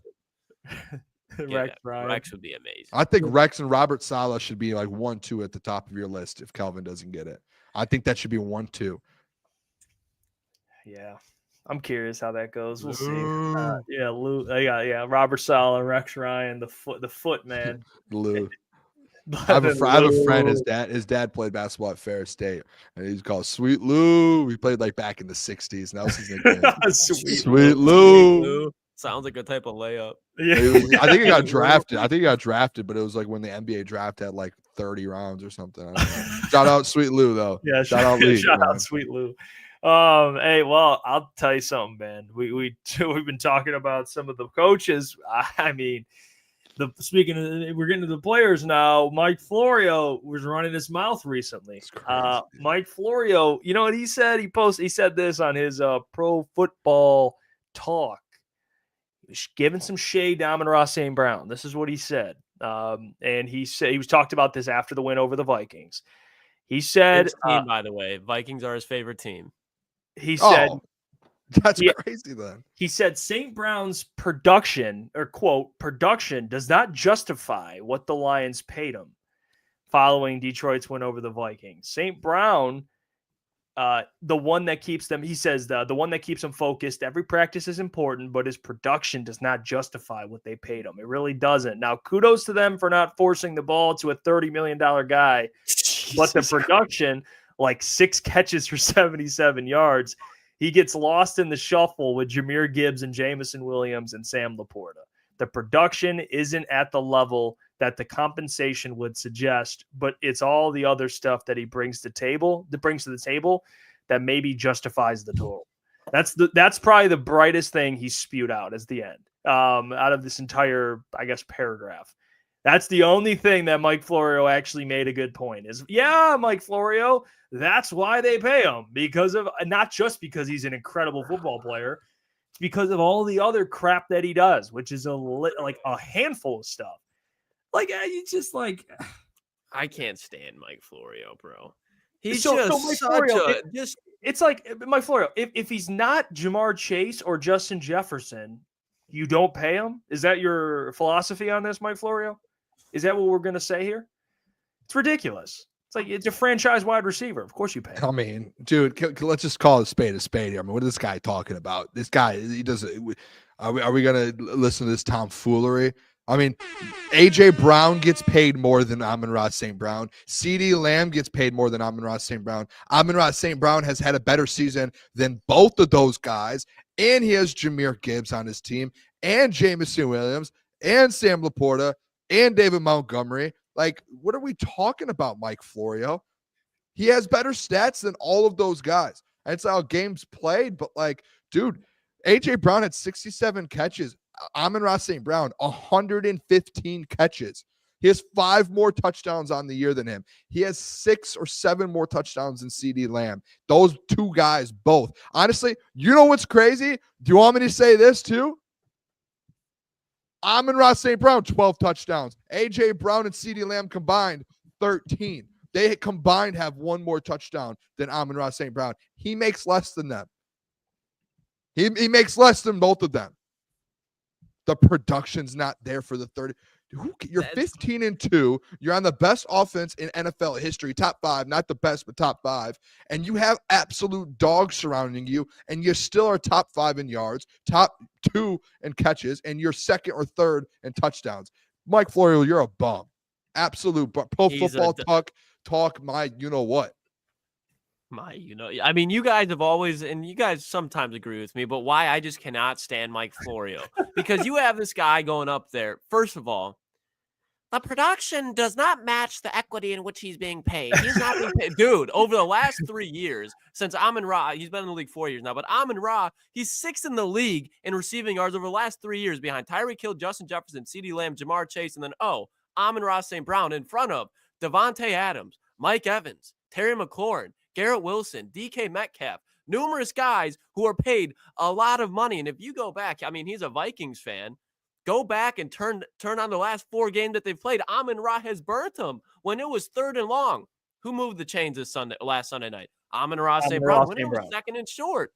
Who moved the chains? Amon-Ra St. Brown. When they were in the red zone last week, 2 weeks ago in San Francisco, who did they use to score the ball? Amon-Ra St. Brown. Sun God. Sure, he might not be 6'5", running go routes and post routes, mossing guys. But Amon-Ra St. Brown, without a doubt, has the best hands in the league, is one of the best blockers of the league, and puts up some of the best production. So the whole, his production doesn't amount to the amount he's being paid is absolutely just disgusting. It's degeneracy. This is why, Mike Florio, when you have to complain about why people do not find you credible, when you have to go and tweet out on your own football network, which is somehow as a mass following, that you have reliable sources and you do not understand why people do not take you seriously. This is why, because you're going to say he shouldn't be paid that much and lean on the reason why he should be paid that much. The production is all there. There's no reason why Amon-Ra St. Brown should not be paid like a top 5 wide receiver, because you know why? He is. And it's not a discussion after this season. He's going to go get another all-pro. Hey, boys, let's do an exercise, okay? Can we do a quick exercise here for Mike Florio? And Mike Florio, I hope you get to see this. We'll clip it. We'll put it on Twitter. You'll see this. I want to do a quick exercise for Mike Florio. Mike, if you're watching, this is for you. I want to ask a question real quick. Who has better running backs? The Minnesota Vikings or the Detroit Lions? Detroit Lions. Okay, more production? Detroit Lions, correct? Oh, yeah. But yeah. Oh, yeah. Okay. Who has better wide receiver number 2? Detroit Lions, Jordan Addison or Jamison Williams? I would say James Williams. Better tight end, Detroit Lions or the Minnesota Vikings? I would give the edge right now. I would say I'll take Sam Laporta. Sam Laporta. Okay, so he has guys. Amon-Ra St. Brown. You're saying, hey, you want more production? He has more guys taking production away from him, right? Logically, right? You would say, hey, that would take away stats from Amon-Ra St. Brown. Justin Jefferson should have 100 times more stats than him because he doesn't have as many playmakers, as good of playmakers in his offense. Correct? Yeah, that's how that goes. Okay. Why don't we go head-to-head real quick? Justin Jefferson, Amon-Ra St. Brown. I'm going to give you guys 2 numbers. You tell me who you think who is who. 154 targets, 141 targets. Who do you think is who? Which one's Amon-Ra? More targeted. Whichever has more targets, I'll go Amon-Ra. So you say what was the 2 numbers? 154 to 141. I'll go I'll go higher. I'm with 154 Amon-Ra. Yep. Wrong. 154 targets to Justin Jefferson, 141 to Amon-Ra St. Brown. Let me give you another number. 103 to 115 receptions. Who has the most receptions? Who has 115? Who has 103? You told us already, but I'll go along with the game. Amon-Ra with 115. I'll go Amon. Yep, I'm with you. Amon-Ra St. Brown. 15 less targets, 15 more catches. This is something because you know what? By his logic, hey, more playmakers on the Detroit Lions than the Minnesota Vikings. So that should be taken away from Amon-Ra, right? Yep. Nope. Has more receptions on the year. Both played 17 games, by the way. So this is a perfect thing. All right, touchdowns, boys. 10 to 12. Who has 10? Who has 12? Who would you guys bet? Sure, you guys already know. Wow, it's crazy. The more productions. Amon-Ra St. Brown, 12 touchdowns. Justin Jefferson, 10. Okay, how about this? You're talking about, hey, Justin Jefferson's a game breaker, right? He is a guy that, hey, he's going to go get you big plays. Let's look at first downs real quick here. Someone has 72. Someone has 62. What would you guys think? Who has 72? Who has 62? Is 72 Amon-Ra? Oh my gosh. Amon-Ra St. Brown with 10 more catches for first downs than Justin Jefferson this year. Every single category. One of the yards after catch, Justin Jefferson has him beat by about 60 yards or so, I believe, depending on the website you look at. Yards in the season, okay, Amon-Ra St. Brown has 200 less than him. That right there, you look at that and you go, okay, that's fair because of the weapons, but you're talking about every other category. If you're saying, hey, he's not giving you the production that you paid him $30-something million for, guess what? He has more production than Justin Jefferson this year outside of yards. Every other category, he is beating Justin Jefferson in. So if we're going to sit here and do that, Mike Florio, Michael, Mr. Florio, Pro football maybe talk. Look at the stats first, okay? Pro football talk. You're supposed to be about stats. He makes Chris Sims bearable. Like, I can relax listening to Chris Sims now somehow, and I never thought that day would come in my life. I can't believe I did not know he said this. This is embarrassing by him. Look at you. Do your homework before you say something. Seriously, man. Come to the light, Boone. And you know what's crazy? You know, it's like the whole contract thing. Like, Amon-Ra signed his deal. Michael Taylor. Yeah. He signed his deal. look at all the guys signing their deal. Like CeeDee Lamb is paid more than him. Jamar Chase is going to be paid more than him. Justin Jefferson's going to be paid more than him.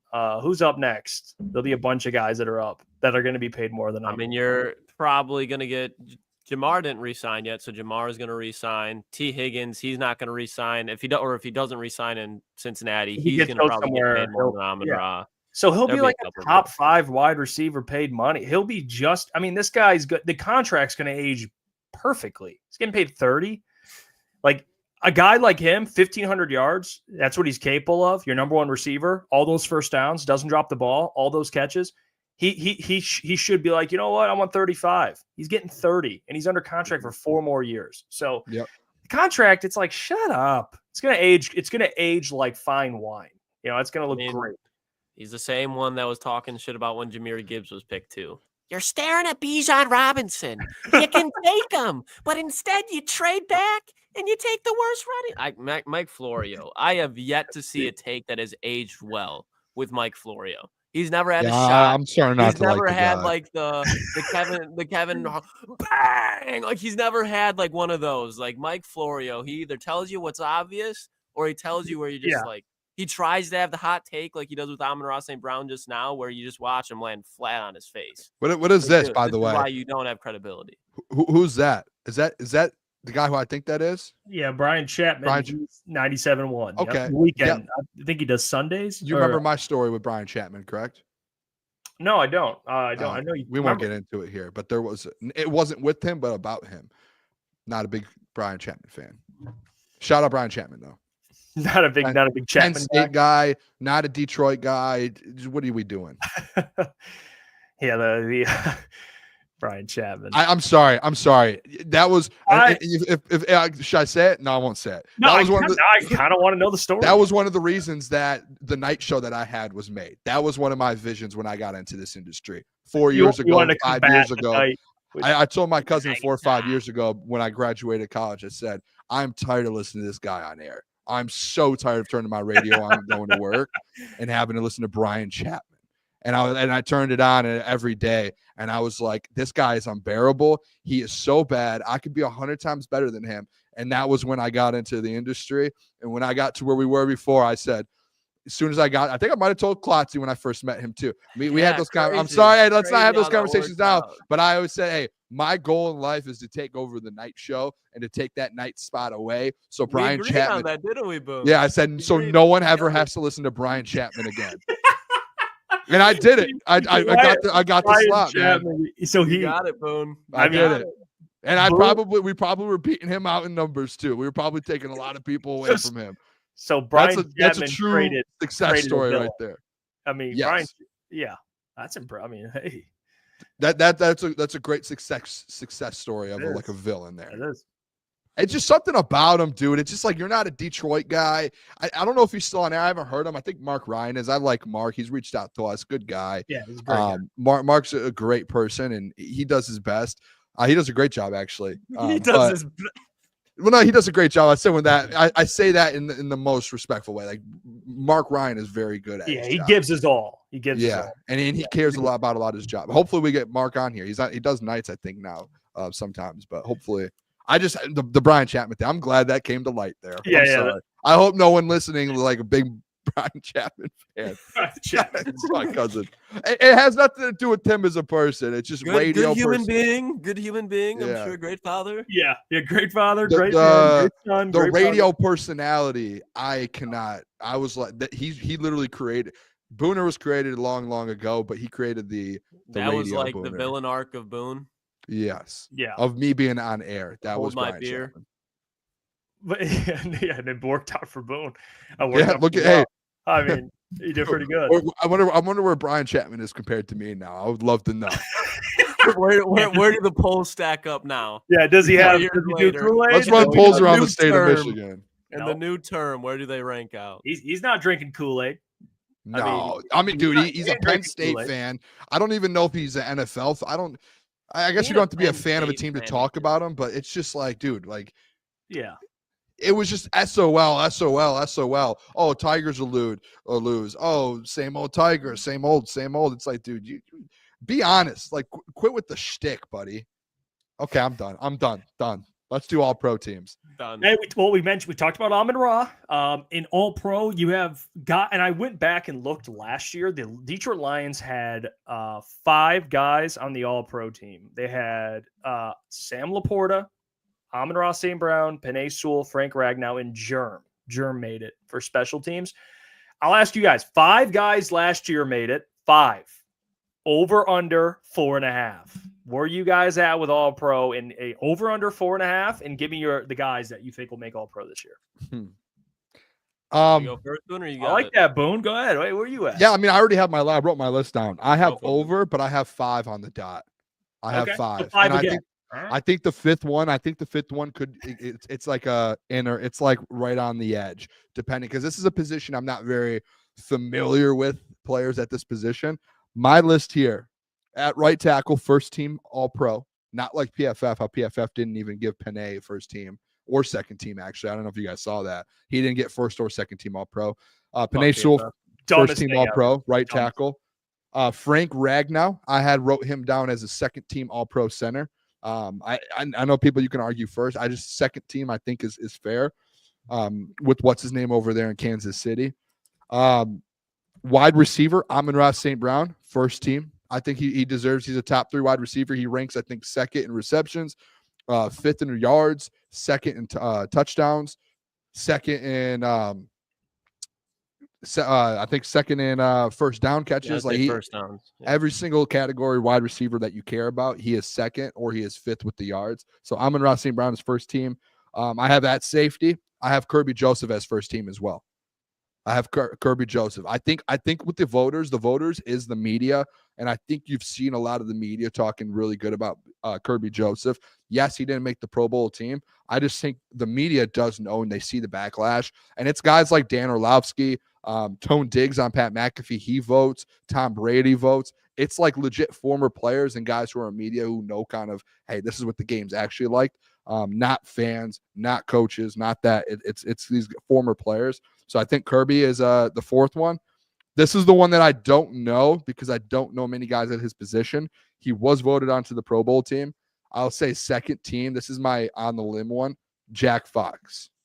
I don't know if he's punted enough, but he was voted a Pro Bowler, and he was very high up in the votes. And I think in all the votes, he was one of the more highly looked at punters in the Pro Bowl. So I'll say Jack Fox gets a second team All Pro.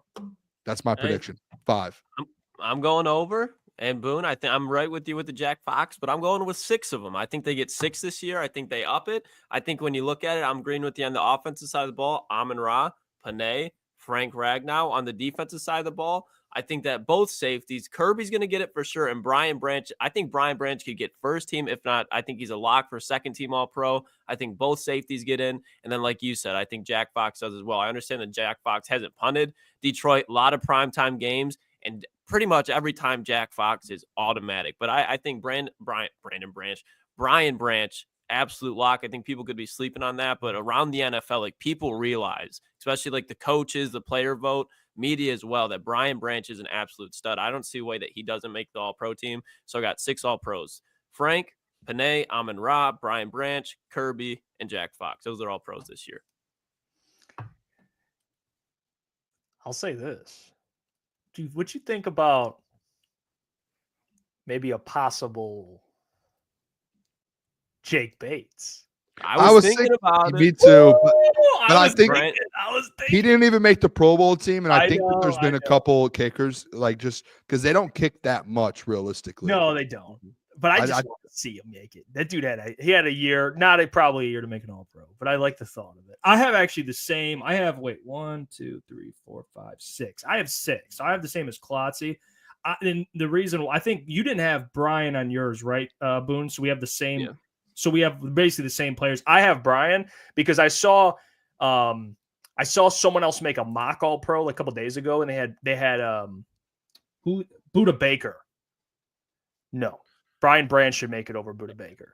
Like Buda Baker's good. Yeah, I am interested in the Brian Branch one because I almost wrote him down too. Brian's earned it. Like I think Brian, you know why I think it matters? Because all pros voted by the what is it, media? Media. It's just media. There's an AP That's like 50 guys or 50, not guys. I apologize. It could be women too, but 50 people. Yeah, that's on me. I think the Lions being as good as they are, they already have a ton of publicity. And I think that's why I have an uptick in players. I have the same players making it again. The only thing I don't have is I have no Sam Laporta, obviously. Not his fault, just how it works. But I have Kirby and Brian inserted. So I have one more than last year. So I have over on the 4.5. Do you know what's brutal is, and then I hate it so much, that like Jared Goff had the season he's had, and he's going to get no award or no all-pro team, nothing. Like he'll have a Pro Bowl, but like he's going to get no. Have two, right? Two quarterbacks? Two quarterbacks, yeah, and two running backs too. I went and looked at that last year. You have a first team and second team, and you have one running back each. I think they need to look at that because some of the positions they have a little bit more. I think safeties they have multiple. I think like I don't know, maybe running backs you do 3 total, and quarterbacks you do 3, like maybe 1 first team and 2 second team. I don't know, but like the fact that Jahmyr Gibbs had to see he's leading the NFL in touchdowns, he's not going to be an all-pro, and then Jared Goff's doing what he's doing and he won't be an all-pro. That's tough. I will say I think that. it adds to like the validity of like being For an sure. all-pro, going to as far as getting a can, because there will be years where Jahmyr Gibbs will get an all-pro. Like I think is when Derrick Henry's out, Jahmyr Gibbs, I think type of thing. And even Saquon's going to be playing a good 2 or 3 years, but Jahmyr Gibbs is going to be getting better. This could be like, and it's hard. I mean, it'd be hard to imagine that Saquon Barkley, any running back in general, can put back-to-back 2,000-yard seasons together. So like next year, I think Jahmyr Gibbs probably due for an all-pro, but I don't mind it because at the same time, the ones that are just missing out are getting Pro Bowls. That does matter, but all-pro, I think, speaks for like the elite of the elite. What do you think of the 2 quarterbacks? Are we because you have that's the same thing? Like I like it because I think like Dak Prescott won it last year. You know what I mean? It's like it sucks, but was he probably one of the top 2 quarterbacks production-wise last year? Absolutely. But I think like if you're taking Patrick Mahomes or Dak Prescott on a Hall of Fame ballot, you're taking Patrick Mahomes 10 times out of 10. Even if Jared Goff goes and wins a Super Bowl this year, you're looking at that and be like, he doesn't have an all-pro, that's fine. You remember what Jared Goff did in Detroit? Yeah, okay, cute. Dak Prescott, you're all-pro, it's fine. I think when you add the context around it, that's when it matters. But I don't mind it that way. It'll be Lamar Jackson and Josh Allen. And I said it a couple weeks ago. Joe Burrow had a great year, but those 2 guys, I think there is a sense a little bit of the team you're on, and they lost so many one-possession games. I know he put the numbers up, but it's like averaging like 35 on a losing team in the NBA. Like you're probably not going to win MVP. Like if Cade averages 35 on the Pistons, he's probably. But is all-pro a team award? No, it's a player award, but it's still like you still have to take that into account. Like Josh Allen's had an insane year, and so is Lamar. Like who are you going to take out? Both have had. You're probably going to say Josh Allen, but he's going to be in the MVP. He might win MVP. I think personally too, and as a Josh Allen fan, I said it 2 weeks ago actually, and there were like half of the people on my side, half not. I still think Lamar should win MVP. The man has 40-something touchdowns. He's the first player ever with like 44 or 45 touchdowns and under 5 interceptions. First player ever. That's insane. And That's Joe, nuts. and the crazy thing is, it's like, and I'm not, this is at you, but like just to speak out loud, Joe has that passing touchdowns. Like Lamar has combined, he has just passing as like 45. Yeah. Like that's like crazy. He won't It's make it if he nuts. doesn't make an all-pro. Like I think Josh still has he still has the MVP case. But like numbers wise, like Joe Burrow, dude, it would just be crazy if Josh Allen and Lamar finish 1-2 in the MVP and then he's conversation, and he's not an all pro. Like It's tough. that's where I think the voters look at it, and they're just realistically. I think Dan O actually talked about it today on Pat McAfee. They were talking about the votes and everything because they're due today or tomorrow, and he had mentioned like he did take into account like teams like Trey Hendrickson with Defensive Player of the Year. Like he took into account the defense he was on, like it's a bad defense, and he took into account Patrick Surtain as the corner over there, like he's on one of the best defenses in the NFL. Like you do take that into account a little bit. Like if you're an all-pro playing on the best defense and you're doing the highest levels, Yeah, that's fair. then it's like you do have to kind of take that. I don't think it's a team award, but I think you take it into consideration. Like what are you doing for your team? 6 all-pros, man. That's a pretty damn good team. It honestly would have had 7 if Hutch played. I mean, if these quarterbacks weren't playing any other year, Jared Goff's probably Yeah, he put up all-pro quarterback numbers. too. Yeah. I mean, Aiden Hutchinson, I saw this. Where is the comment at? Lions 57. Why not Aiden? Just because he didn't play a full season, he's an all-pro. Dude, the PFF article, they did the defensive edges and they put up like PFF grades, and at the top, Aiden Hutchinson still at the top. Dude. Number one. Probably would have had one of the like top defensive seasons of all time, just based off the start that he had. I'm not saying lock to break like Strahamson. No, TJ Watt has a record. No. He would have set the Lions team sack. TJ Watt tied the record. Tied the record. Okay, so he tied it. Like I don't know if he's going and doing that. He would have very had a well chance. Could have. He was on track to do it, Yes. but you could never know. Maybe go a couple games without it, but he was on track to have like a generational play or defensive run. Robert Porsche had 15 sacks. That's the team highest. He would have broken that too. He would have shattered that. Like he would have 17 easy. Hey, I had this parlay just sitting in here all year long. I can't wait till the awards come out so it can go away. But it's Josh Allen MVP, Aiden Hutchinson Defensive Player of the Year, and Jaden Daniels. That would have probably a moneymaker too. It would have had a good chance. I got them all plus 250, plus 320, plus 175. It was plus 4,000, and it's just been sitting in there for months. And there's a good chance it can hit still. So that's brutal.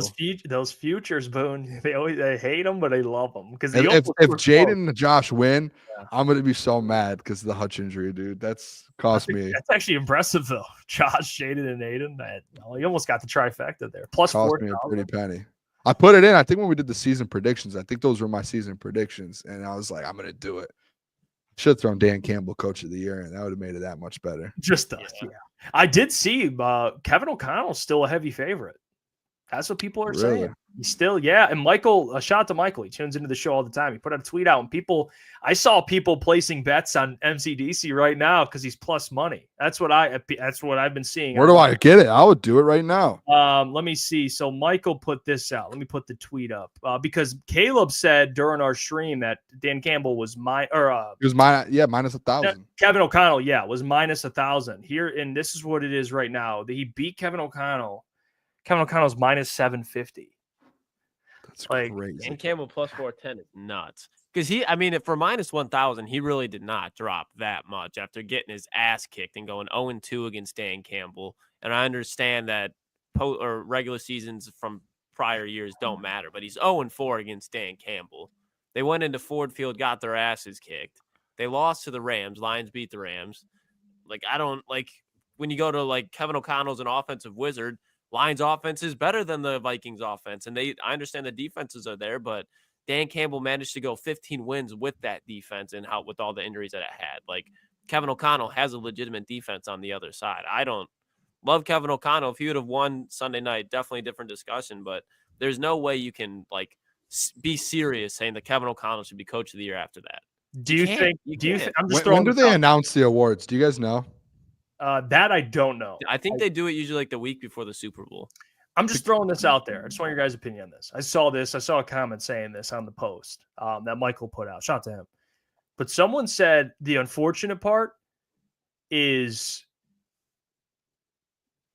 did Sam Darnold, him crapping the bed, does that help Kevin O'Connell's case?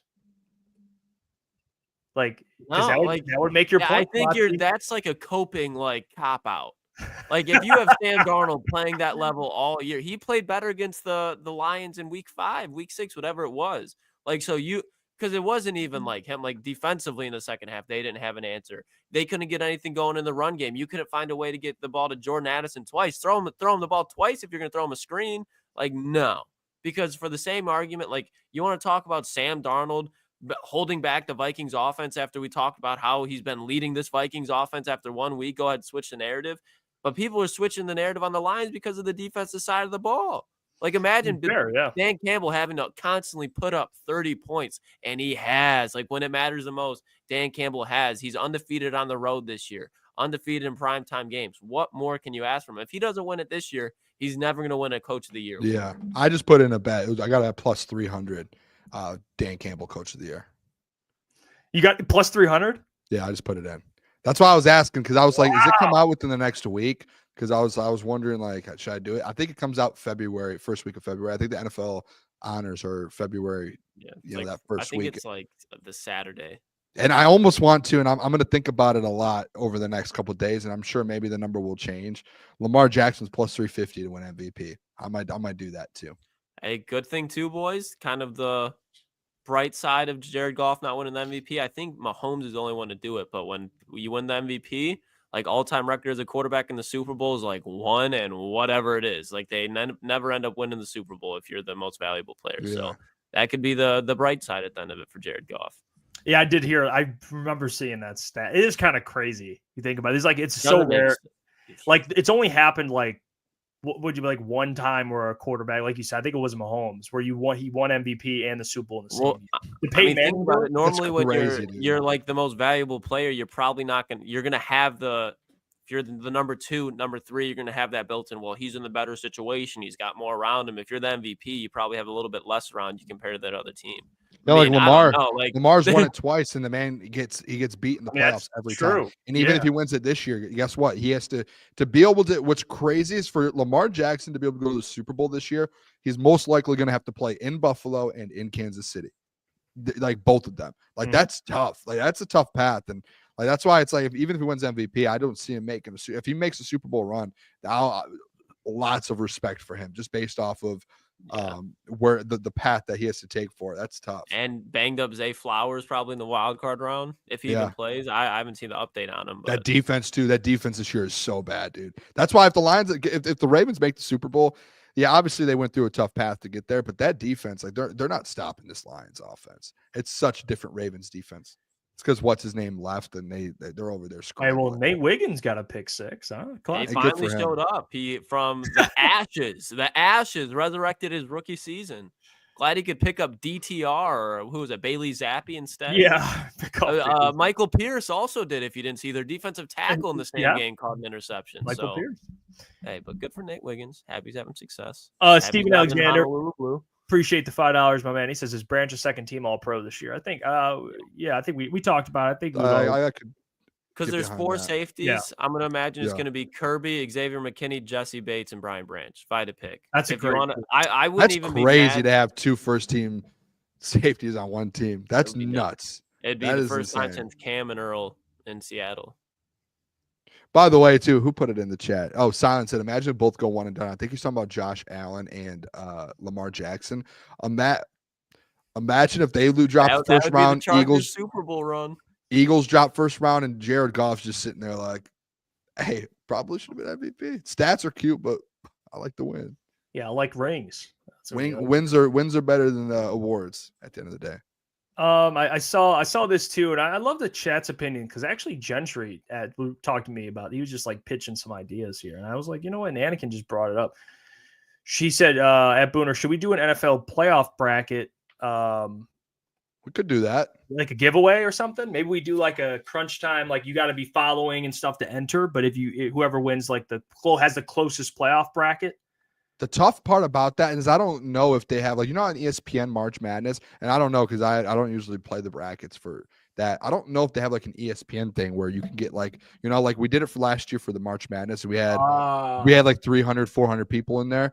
I don't know if there's like a pool to where it's like, hey, this is the crunch time pool. So it's like we would have to collect them all. And I mean, does he mean that, or does he mean like us break down like what we think the bracket will turn into? Oh, we could do that this week. I mean, we have all week. I think when he said like we, meaning the 3 of us, I think that's what he was saying. Maybe us 3 give our brackets out and we see who has the best one. With the graphic, that'd be dope. We each, yeah. And I mean, even Adam throws in there. He says, Booner Jeff, maybe y'all can rank the playoff teams based on who you'd want to see play the Lions. I mean, we could do a segment like that this week. If you guys know what I actually want to do too? I was listening to part of my take on my drive to work this morning, and they're probably going to do it, so we're still in their idea. But hey, still greatness, you know what I mean? We do that. they're doing a ranking, and we could do it sometime this week. We have all week to go over segments. Top teams ranking teams in the NFL playoffs that have the most pressure on them. Like we could do top five probably, but with the most pressure going into the playoffs. I think that's a great one. They were saying, and I think everyone will have the same number 1, probably the Baltimore Ravens. With Lamar MVP, that's a really good idea. They lose every year. We can do that. I mean, we can do that tomorrow or Thursday probably. Yeah, we need some graphics going, and we should do that. We should do the NFL playoff brackets and rank NFL playoff teams. Those 3. All right, I see this. Steve says at Crunch Time Sports. I know he said this the other day, Jeff. But wow, what an impact Anzalone made in his return. The way he helps just players on D in his play. One of the most underrated linebackers. Yes, sir. Yes. Yeah. I said it before. Like play wise, like skill wise, maybe not. Like he's probably not the best in the league. Like he doesn't have all pro. Doesn't have the name, talent, like the name recognition, the name and the talent. Like people aren't like, oh my gosh, but the intangibles of Alex Anzalone, what he brings to the game, the green dot and like the leadership and all of that, that's like on a different level. Very underrated when it comes to that.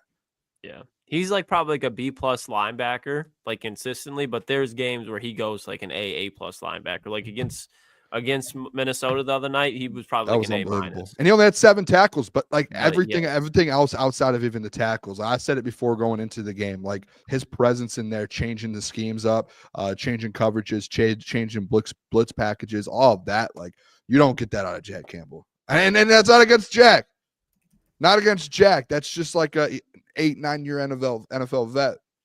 You know, it takes time to learn that stuff. It takes a little bit of time. Sick argument. He finished 7th in the league in tackles last year. Excuse me. He's A+ for a reason. No need to beta shade. What's that mean? Never heard that before. Yeah, I don't know how to address that one.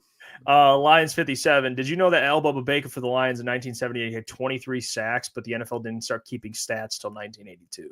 That's crazy. Bubba Baker. That's what a big name. Dude. Huge dude. I've never seen Al Bubba Baker. I'm not familiar. No, he's a big man. I never met him, but I've seen him. I've seen him before, like online, like in videos, and he is still huge. Like that dude. I don't know who was playing in 1978, but he was bullying. Can we get Robert Porcher on the show? I think we have a connection. I'm pretty sure we do. Like I'm 80%. As I'm thinking about it, we should get him. That would be sick. I think that'd be cool. That would be huge. Yeah. I think we almost did for the draft. Yeah. I mean, I think we teased it for the draft. And he didn't show up. Well, he didn't show up. It was just everything going on with the draft. Oh he didn't God. have time. This dude is fucking massive. Al Bubba Baker. Dude. My God. Yeah, that was the first thing I was like, this dude, he's like 6'7", whatever. I see he took on barbecue endeavors. Good for him. I think that's a very fitting avenue. That dude probably knows how to cook some fucking mean barbecue. My God. He would tower over Dan Skipper. Put him in instead of Broderick at this point. I don't care. He's that dude. Yeah, it's a grown ass man. His hands, dude. Like I've seen clips of him, like or a clip of him like waving to fans. His hands, like 23 sacks. If they would have kept it, that's the record. Yeah, that would have been all the time. How does he feel about that though? I mean, I would be very public. And he's gonna. Hey, what was dude who chased down Brett Favre when he was signing things? Oh my gosh, that was the worst video of all time, dude. What's crazy about that is he was at the game congratulating Michael Strahan, and then it's like 20 years later, he's like, "You took that from." It's like, dude, you were at the game. You could have said something. What that did for me. Like, jeez, man. That was like CTE at its finest. Hey, Al Bubba Baker would never. That dude. No, he's just an absolute dog. Oh, actually, Steven's not wrong. Kyle Hamilton, he switched it back to safety from nickel, and he has been like, and you know what? I think Kyle Hamilton will get all pro. Dan O mentioned Kyle Hamilton today. So Kyle Hamilton will probably be on a lot of. I haven't really been keeping up with him, like production wise. I know has he had like a pretty. He's been like he's been very. I think he's like been the only bright side of that defense, to be honest. Is Kyle Hamilton? Yeah, he's got 100+ total tackles. I mean, yeah. And Dan O today was like he brought him up and like that's if he's voting for him at some capacity, I'm sure there's 30 other guys. I know it's between really Brian and Kyle because like I mean if you look at like Branch has what he has more tackles, more picks. I mean more pass deflections. Like Brian's top 5 in pass deflections. Like it's between those two. I'd probably go Brian, but to be honest, what's tough about that is like if you're voting and like these people that are looking at it. It's probably hard for them to go two safeties on the same team. Like, and I'm just that's not me being like they should. Like, I think Brian Branch should.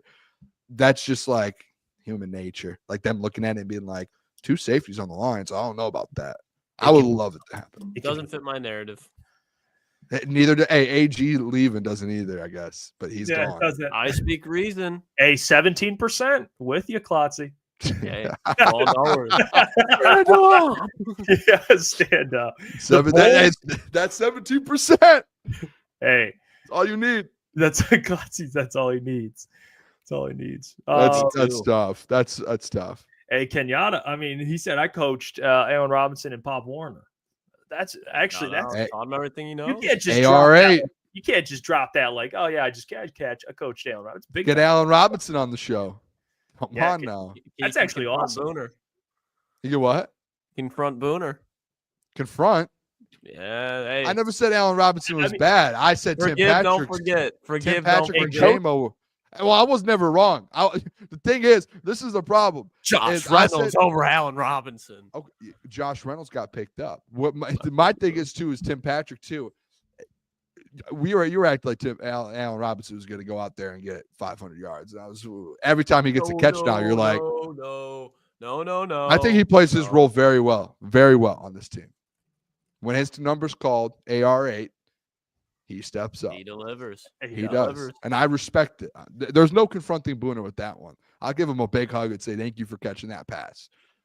Hey, well, appreciate you all. Great show today, fellas. Shout out to Kory Woods. We'll be back tomorrow. John Macaroon joining the show tomorrow. So That's going to be interesting.